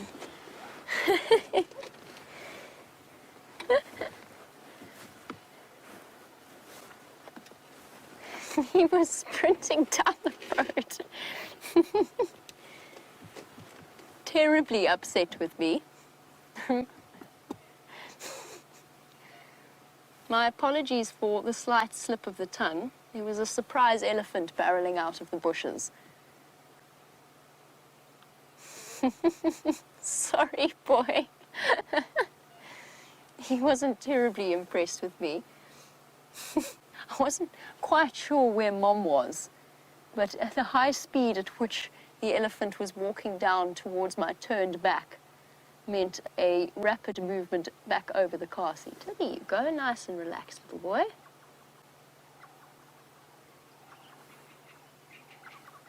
So one surprise frog and one surprise elephant. We're doing very well for this afternoon.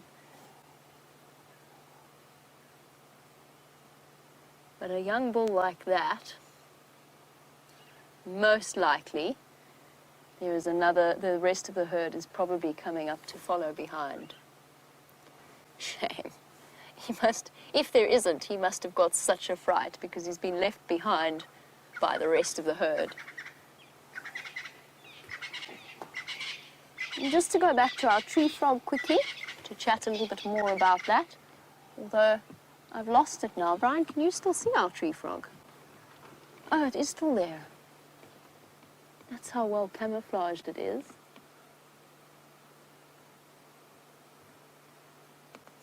Just to go back to the tree frog, it is one of those frogs capable of, or one of the frog that produces those foamy nests around the dam sites and the dam areas.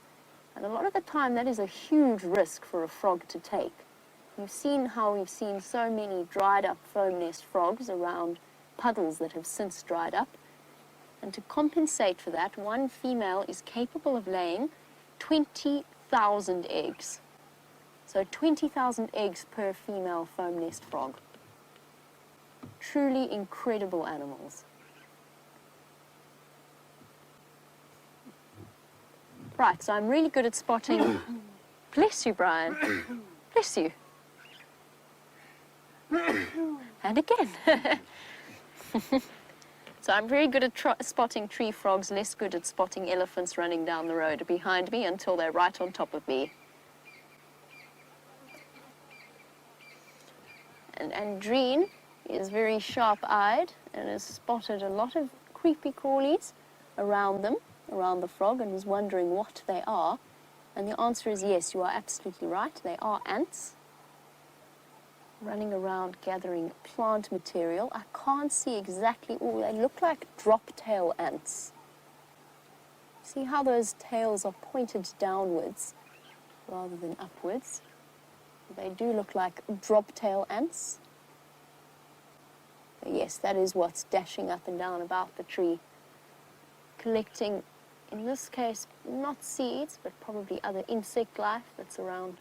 Wood borer larvae, for example, moths would be another victim of these ants racing about. Luckily, the tree frog is relatively safe from their attentions, and they've got a whole little highway on this knobthorn tree.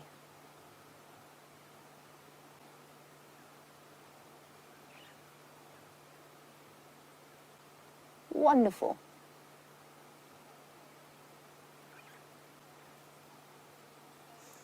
Just in case you were wondering what's happened to Sam and the Inkahumas, there are a couple of problems with Sam's camera. So what I'm going to do for the moment is I just want to check in to find the last position of those lines. And if worse comes to worse and they can't fix the camera, then we'll go across and we will take his place in that sighting. Sam for Jamie. Oh, beautiful light.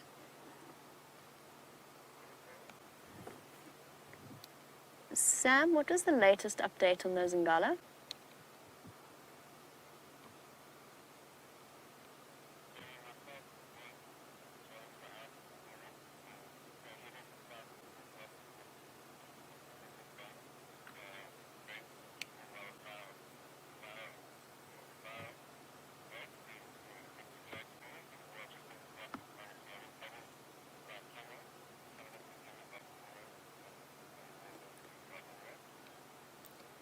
Copy that, no problem. I'm just making sure I know their position if I need to come and join you in that sighting. Thank you.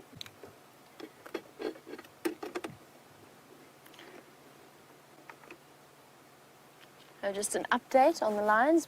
Brent and James are following up. Isn't this view through the weeping wattle absolutely beautiful? Very arty, Brian. Oh,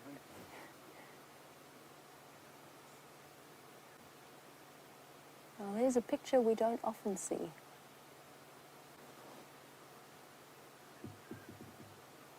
I have a plan for us. We're going to go all the way up Cheetah Cut Line so that we are close to Buffelshoek Dam if we need to be. And then, if Sam's camera starts to work again, then we can move on to the hyena den and on to other things. Oh, sorry, finish your arty. Beautiful shot.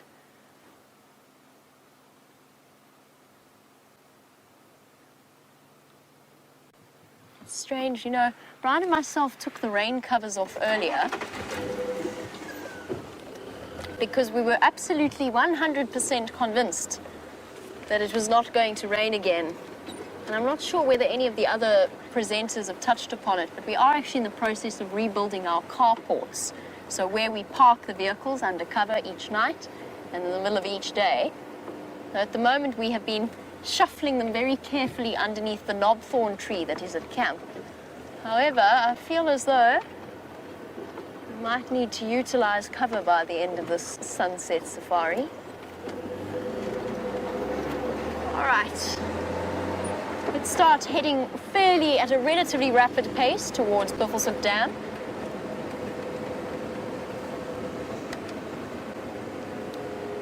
Brent for Jamie.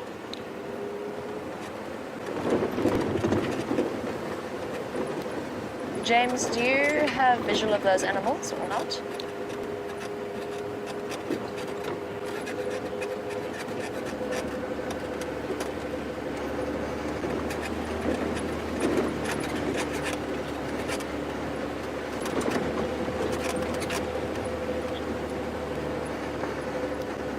Copy, I'm coming up Cheetah Cut line from Gowrie, Main. I'll check along here.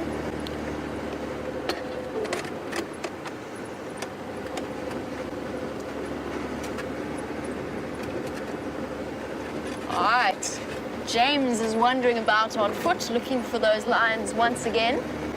Make sure that they aren't hiding somewhere underneath the bush.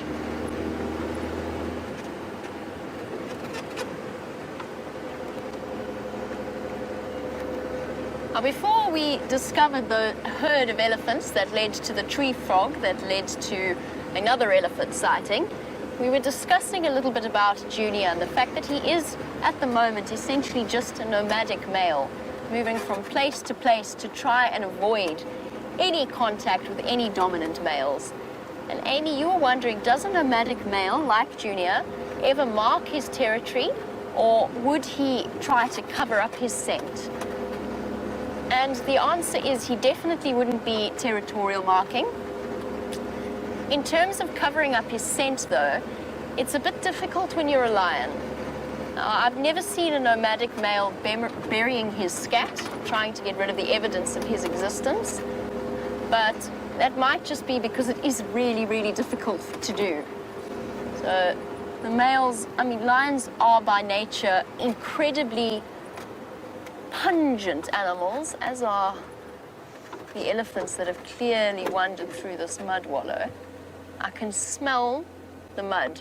It's got a really distinctive, slightly stagnant water-smelling scent. And you can see where all of the mud has splashed up over the sides. And that, I think, was where our elephants from earlier were actually mud bathing. The splatters, because we did see, I don't know if any of you noticed, I don't think I commented on it, but we did see them covered in mud. Have a look at all of the sort of the scattered mud at the back there that's in the road. It's been spread as they've crossed back. That's all fallen from elephants. Sorry, Annie. We'll get back to your answer. So a lion, to answer Amy's question, can't really hide its scent in any way. So Junior won't attempt to cover up, but he certainly won't draw attention to himself. Oh, look at this. This is lovely.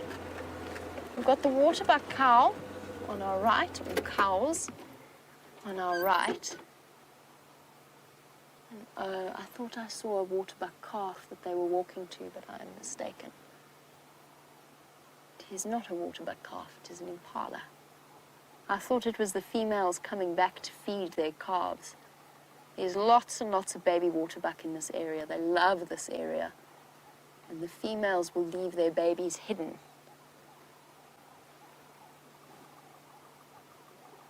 Sure. Oh, okay. Sorry, the animal's making for disjointed answers and information this afternoon. Junior will not call in any way, so he won't roar. He will be absolutely silent. Sorry, I didn't shut my door. Something that the Nkuhumas occasionally do as well. They also like to fly under the radar at times, particularly when they have a meal, when they have a kill, and they really, really don't want to draw the attention of the Birmingham boys to that kill. They keep very quiet, and Junior essentially practices the same idea, practices the same technique, whereby he will go completely silent. Unfortunately for him, hiding is something that he will not be able to do.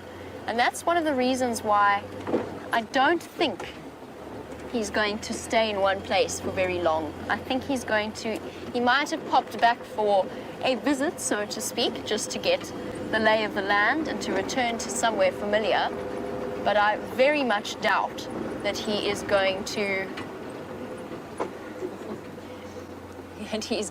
stick around for too long. Sorry, I have to stop here. What makes you think that perhaps an entire herd of elephant might have walked along this road?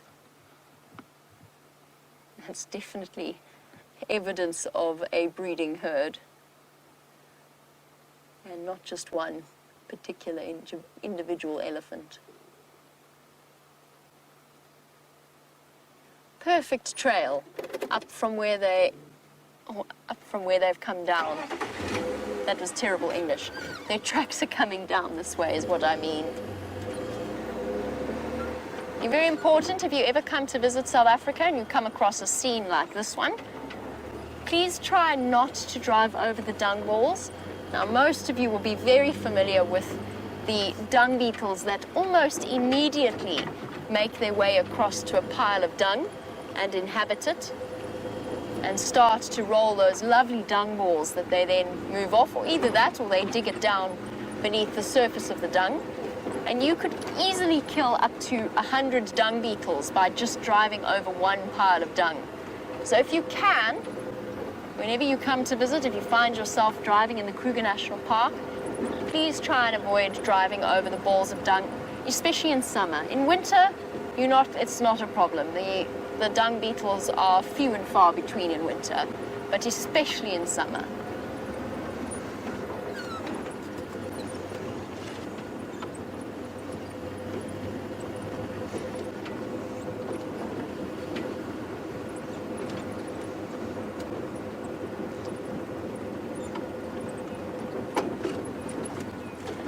We've seen some really lovely antelope as we've been driving along, and we've very often stopped to list all the different antelope that we could see out here.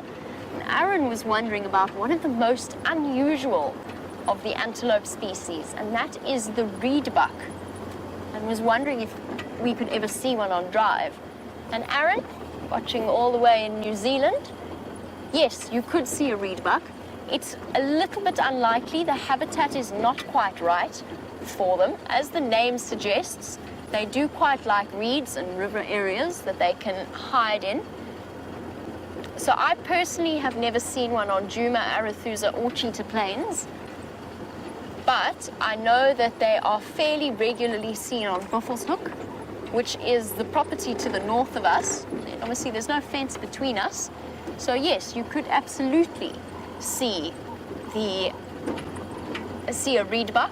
You could see a sable, which would be exceptionally exciting for all of us. One was seen on the dam camera not too long ago. The sable being the large black-colored antelope, absolutely incredible with those curved backwards horns. It was the first one has ever been seen on Djuma in 17 years.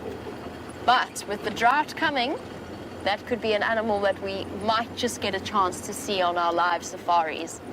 You could see a Sharp's grysbok, a tiny little antelope about the size of a steenbok and just as cute, but with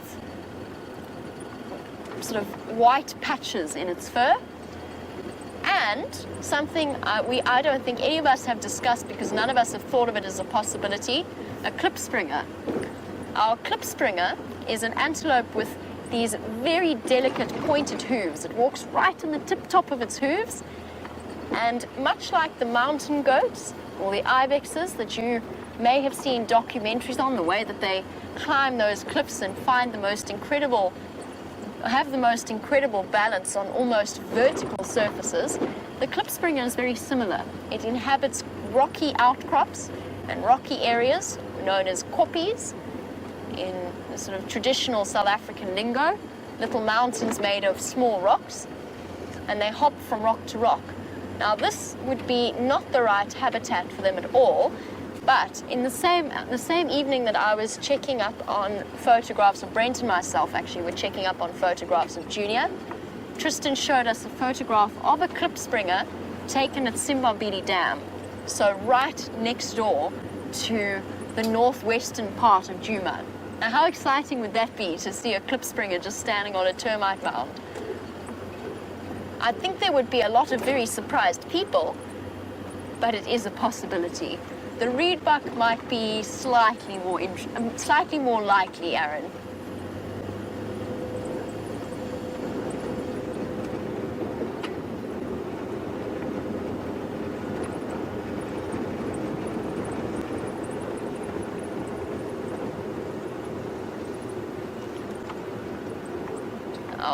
The rare sable antelope is one of the antelope that approaches baby rearing in the way that waterbuck do, and that steenbok actually do as well, which is for the most vulnerable part of that youngster's life. They will actually hide them away in dense vegetation. But Laura, you were wondering, well then how on earth does that baby have access to water? And the answer is, most of its liquid needs are met by the mother's milk. And speaking of liquid needs, I might need to have a drink in a moment of water. Laurie, they do get most of their hydration from their mother's milk, but just because she leaves them hidden for most of the day, it doesn't mean it's the whole part of the day. Now, if we think back to those waterbuck sightings that we've had at Sydney's Dam, sorry, I'm just listening to the Game Drive comms.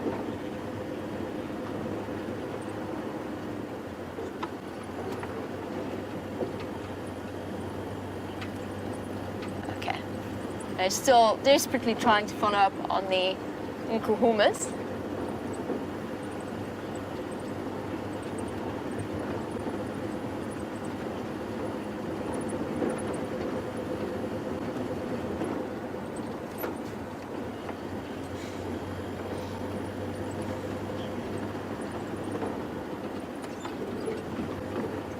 But yes, if we think back to the sightings that we've had of those baby waterbuck at Sydney's Dam, they do come down for a drink, so the mothers will lead them to a place where they can drink from. And it's amazing to watch how instinctive their reaction, their fear reaction is to approaching a dam with the potential for, the lions that have disappeared, I've got tracks of them walking down this road. And I think it might be the tracks that they are looking for. I've only got one though. Maybe not. This looks like a male moving south, just judging by the size. Okay, it's not the females. Now these tracks cross almost immediately into Torchwood, so that must be one of the Torchwood males.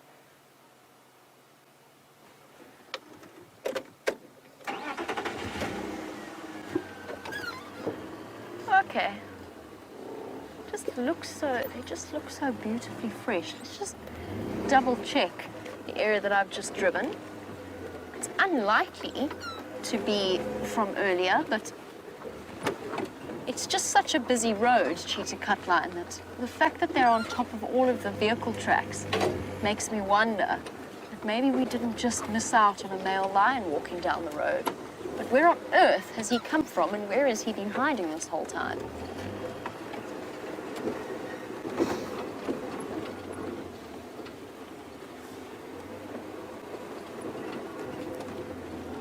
No, there's female tracks here as well.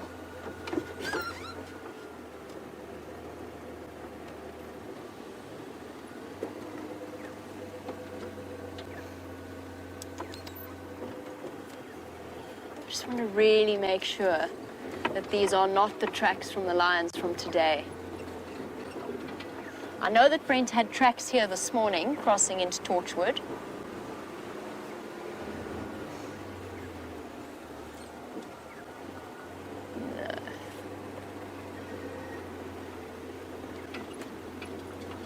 Okay, there's definitely tracks for females here. Let's just carry on a little bit down this road. I want to keep looking.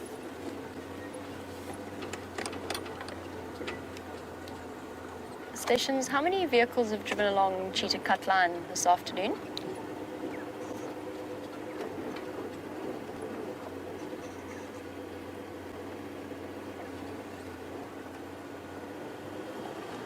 It would be amazing if they'd managed to get all the way here from where James is.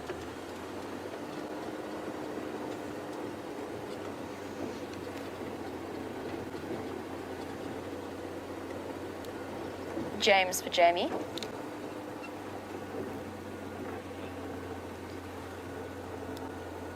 James, I've got tracks going south on Cheetah Cut Line around Central Road Junction. I don't know if they could have made it all the way here in this time.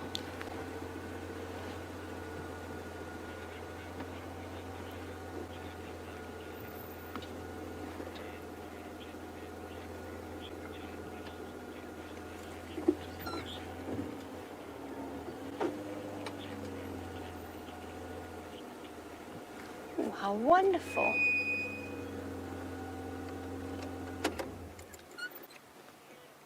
Absolutely beautiful. A vulture in the sunset. It's actually two vultures in the sunset.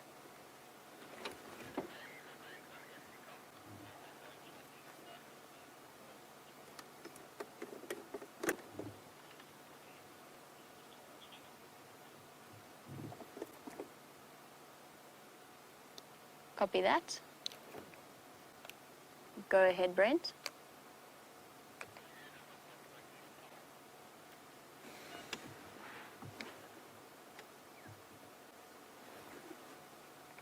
It's a negative, further south than that.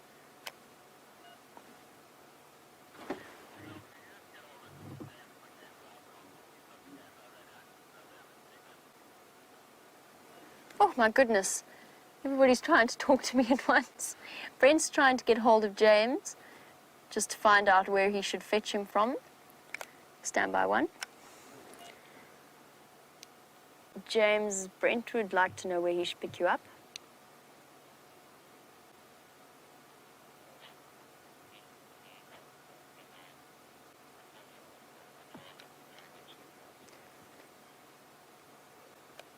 Brent, James says Buffels Hook East at the confluence of the drainage and the road.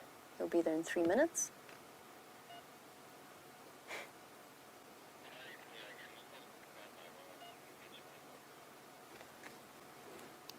Copy. Brent, James says stand by there. He will come to you. I think he's got your audio. Sorry, everybody. We're just trying to coordinate two people moving through an area, trying to find each other. Brent has my comms to final control. James has the game drive communication system. And thus we find ourselves communicating on two different systems. And Sam's camera is currently upside down. Brian is shaking his head. The joys of live safaris, it just means that things don't go according to plan. And Brian, I don't think we're going to be paying a visit to the hyena den this afternoon. We should, however, be able to find these lions unless they've decided to cross onto Torchwood, which would be terribly inconsiderate of them. But obviously on the move, probably to go and relocate all those two males at First Rock on Torchwood. Oh, while we've been listening to me organize our current approach to this, not, what would we call it? Not disaster, it's slight mishap. You've been watching a white-backed vulture. Somebody's now trying to call me again. I think it's Sam. You didn't hear that, did you, Brian? No, okay. Standing by.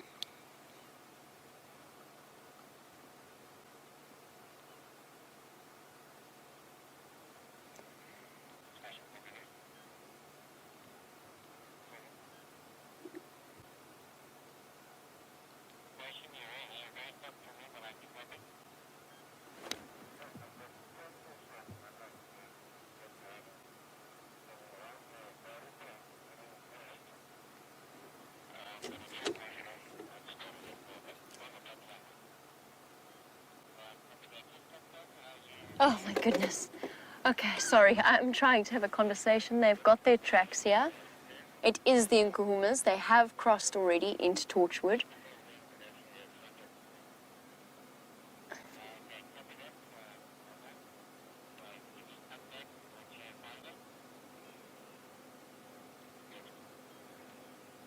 Station, sorry, I've been trying to call these Nkonzo in. They're going south along Cheetah Cut Line. It looks as though they've now crossed east into Torchwood.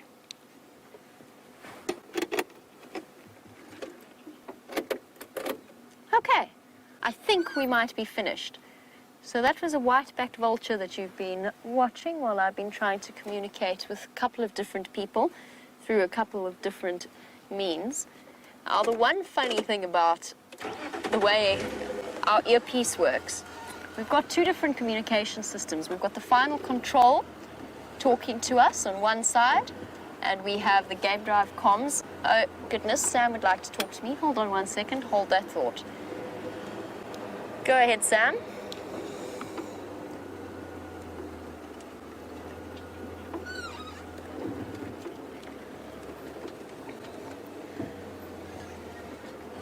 That is affirmative, Sam.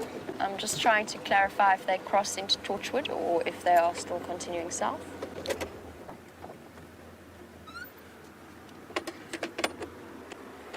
How's it? How are you? Hi, guys. Yeah, I only caught them, I only saw them there, so I don't know if I've driven over some here, but I think they've gone into, maybe going to those Madodas. Yeah, I think that's where they're going. All right. Cheers, guys. Enjoy. Bye. Okay. I think it's sad to say, but the lionesses have moved off into Torchwood, so the property to the east of our boundary, and they are on their way to the males. That's fairly likely at this point, and although I did drive along this road, I only spotted those tracks along there, which means that they have crossed somewhere here. We'll just do a quick trip up Drakensberg in case the lions, the females, decided to do a little bit of a loop and back onto Djuma. Unfortunately, I think as though the lions have crossed. What I was going to say was that our earpiece has two different feeds. We've got the final control and all of your questions, and then we've got the game drive communications. All that's being said amongst the different vehicles out driving on safari. What that means is sometimes, especially if you're trying to talk on two, you can get terribly confused. And I think the person who holds the record for the best confusion is Steph. Because Steph, when I first started working here, he was live, I was the other vehicle, but I was off air. And Steph was answering a question from one of the viewers down the game drive channel. He picked up the game drive channel and said something like, Emma in the US would like to know, but talking across the entire reserve. It does occasionally happen that your wires get a little bit crossed. Thankfully, I haven't done anything like that yet.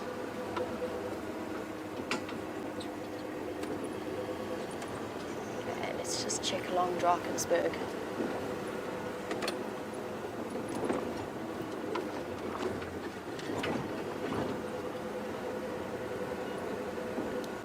James for Jamie.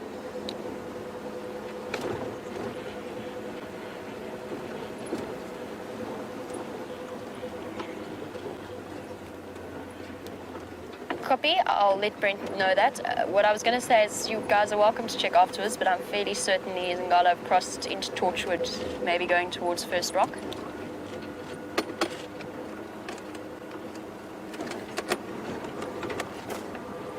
Alrighty. Goodness, that was quite complicated.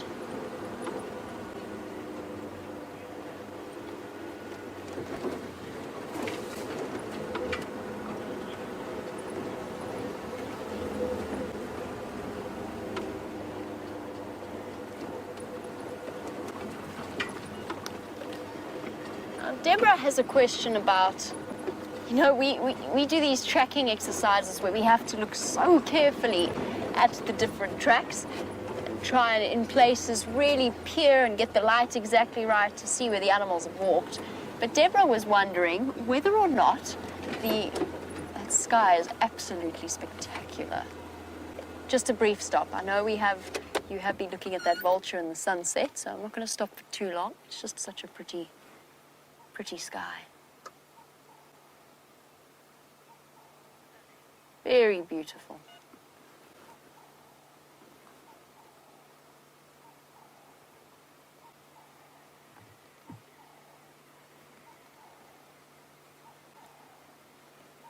Now, to Deborah's question, you were wondering if the animals do recognize other sets of tracks, unlike us with our piddly way of communicating or of observing tracks and following the different animal species and indeed communicating with them. And you were wondering, well, how much of that has to do with recognizing tracks and how much is to do with smell. And most of it, Deborah, is scent-oriented. So certain animals, particularly the predators, in certain cases, their senses of smell are so strong that you can almost imagine them as seeing scent trails.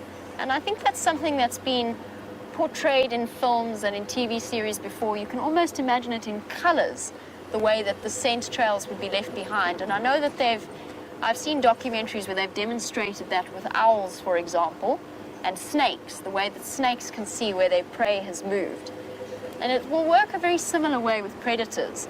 And that will be the first few hours after that animal has moved in an area. But there are many complex layers to the way in which the animals communicate with each other and find each other. Because it seems as though it's a very quick experience or a very quick response time that a male leopard with an enormous territory, all of a sudden manages to find a female that's coming to estrus.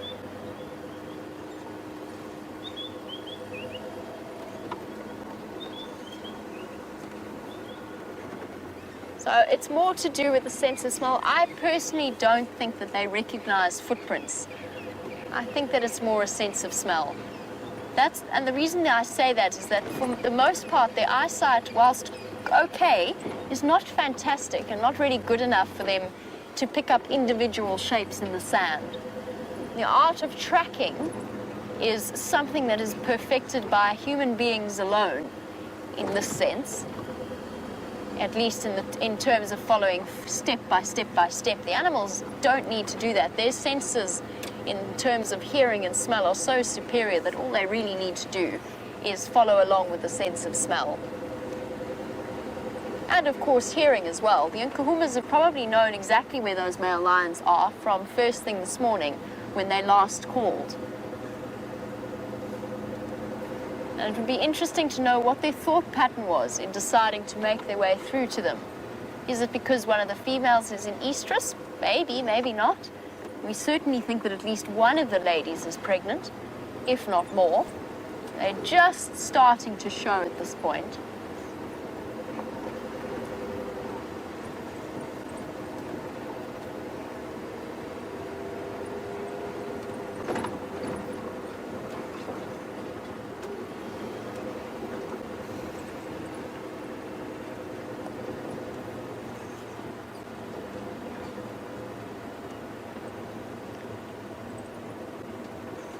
Just to go back to our discussion on Junior, and I think unfortunately our light is going to fade before we manage to get across to the hyena den.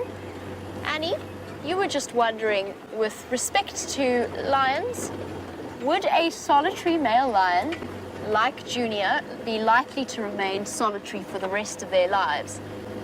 It's a tricky one because I'm not entirely sure what the percentage is of male lions that manage to find another coalition member. So the lions that have it easiest, the male lions that have it easiest, are those that are born into a litter or born into a pride that has a number of different males of a very similar age. And so when it comes time for them to move off, they move off together and they have that advantage of numbers. With a male like Junior, of course, he didn't have that option. He didn't have that opportunity. Now, the nice thing about the way that lions approach things is that they don't always feel, or they don't always have to form a coalition with a related male. It doesn't have to come from the same pride. They are quite happy to sort of meet up with another young, inexperienced male, almost in a sense make friends, and to form that tight-knit bond. And the reason behind that is by increasing their numbers, they can increase their success rate with females and their success rate in terms of establishing territory, and they will both get a chance, or all three will get a chance to mate with the females within that territory. I'm just watching this francolin that's been calling from the top of the termite mound. Making such a noise. Let's see if it will carry on.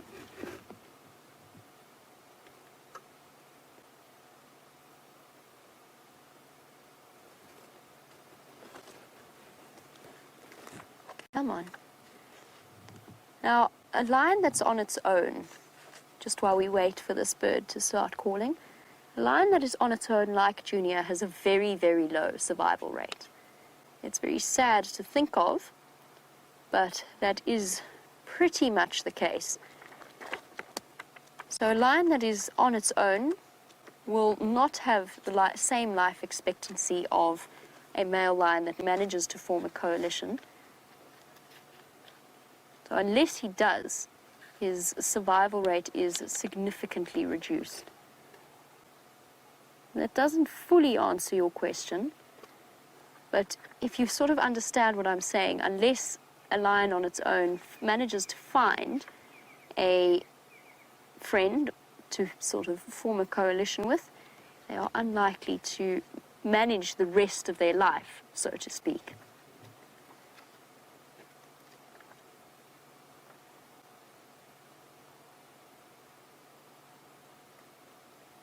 Nope. Our friend's got camera shy all of a sudden. No more calling.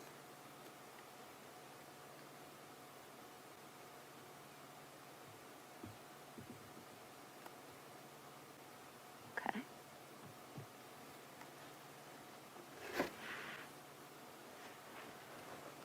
All right.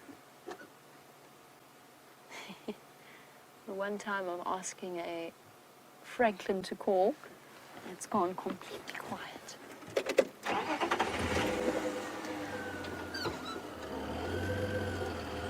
Sorry, I was distracted by the francolin, but yes, essentially a male lion that is born on its own is moves off on its own, has a far lower survival rate.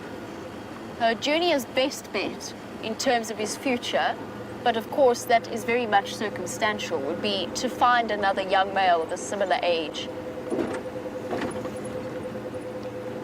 And that may well prove to be relatively difficult, but the nice thing is, although it will be sad for us if he moves further and further afield away from our traverse area, but the nice thing will be that he has got loads and loads of space still left to explore.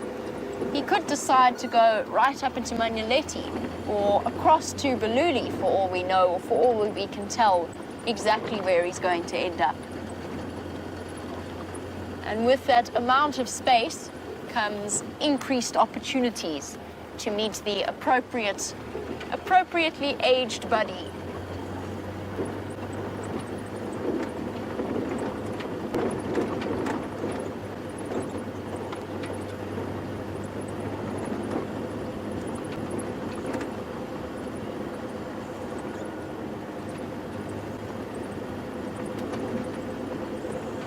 know that Sam was speaking about how this road's got bumpy. Sam was speaking about how winter is his favorite season. Winter isn't my favorite season, but I really do enjoy driving about through the bush at night in winter. And that's just because of all of the increased possibilities of the different creatures that you could get to see.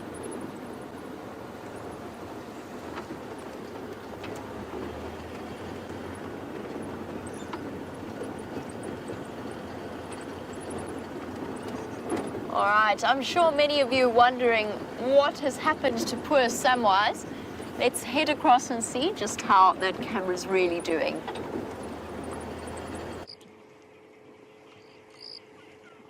Well, everyone, it's been quite an adventure since we last spoke.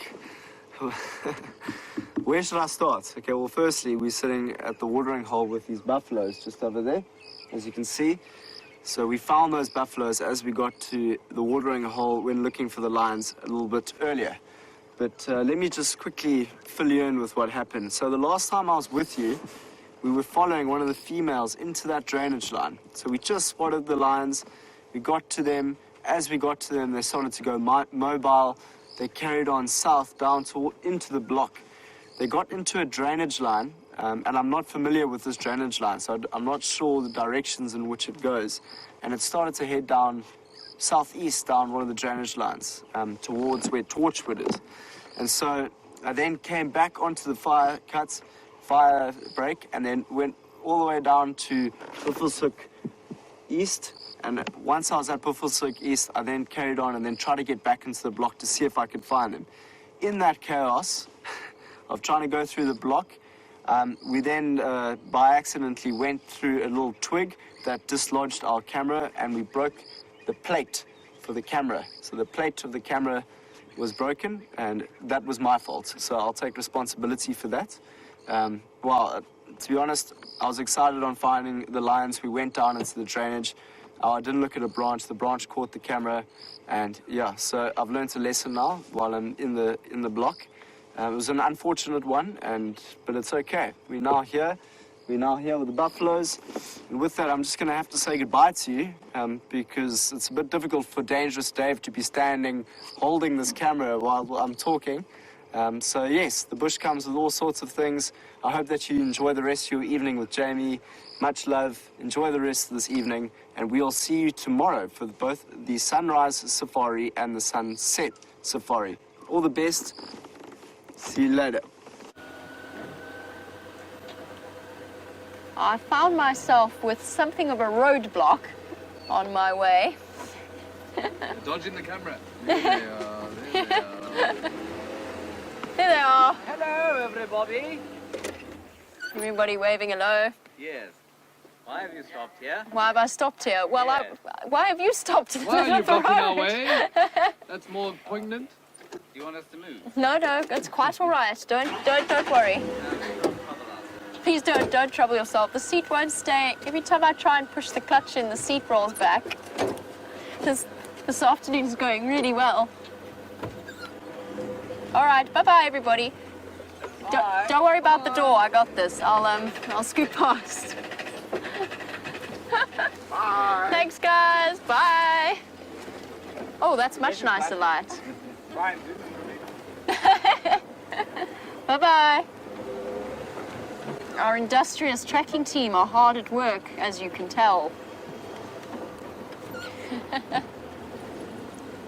And off along Buffelshoek Cut Line we go. And hopefully, as they race back towards camp, they'll be able to get the camera all fixed and sorted. However, it seems as though the problem is slightly more serious than originally thought. So that spells the end of poor Sam's whoopsie daisy sunset safari. Goodness, there's just elephants popping out of everywhere. Sorry, boy. Isn't that lovely in this light? Sorry, big boy. You came as a surprise in the half-darkness.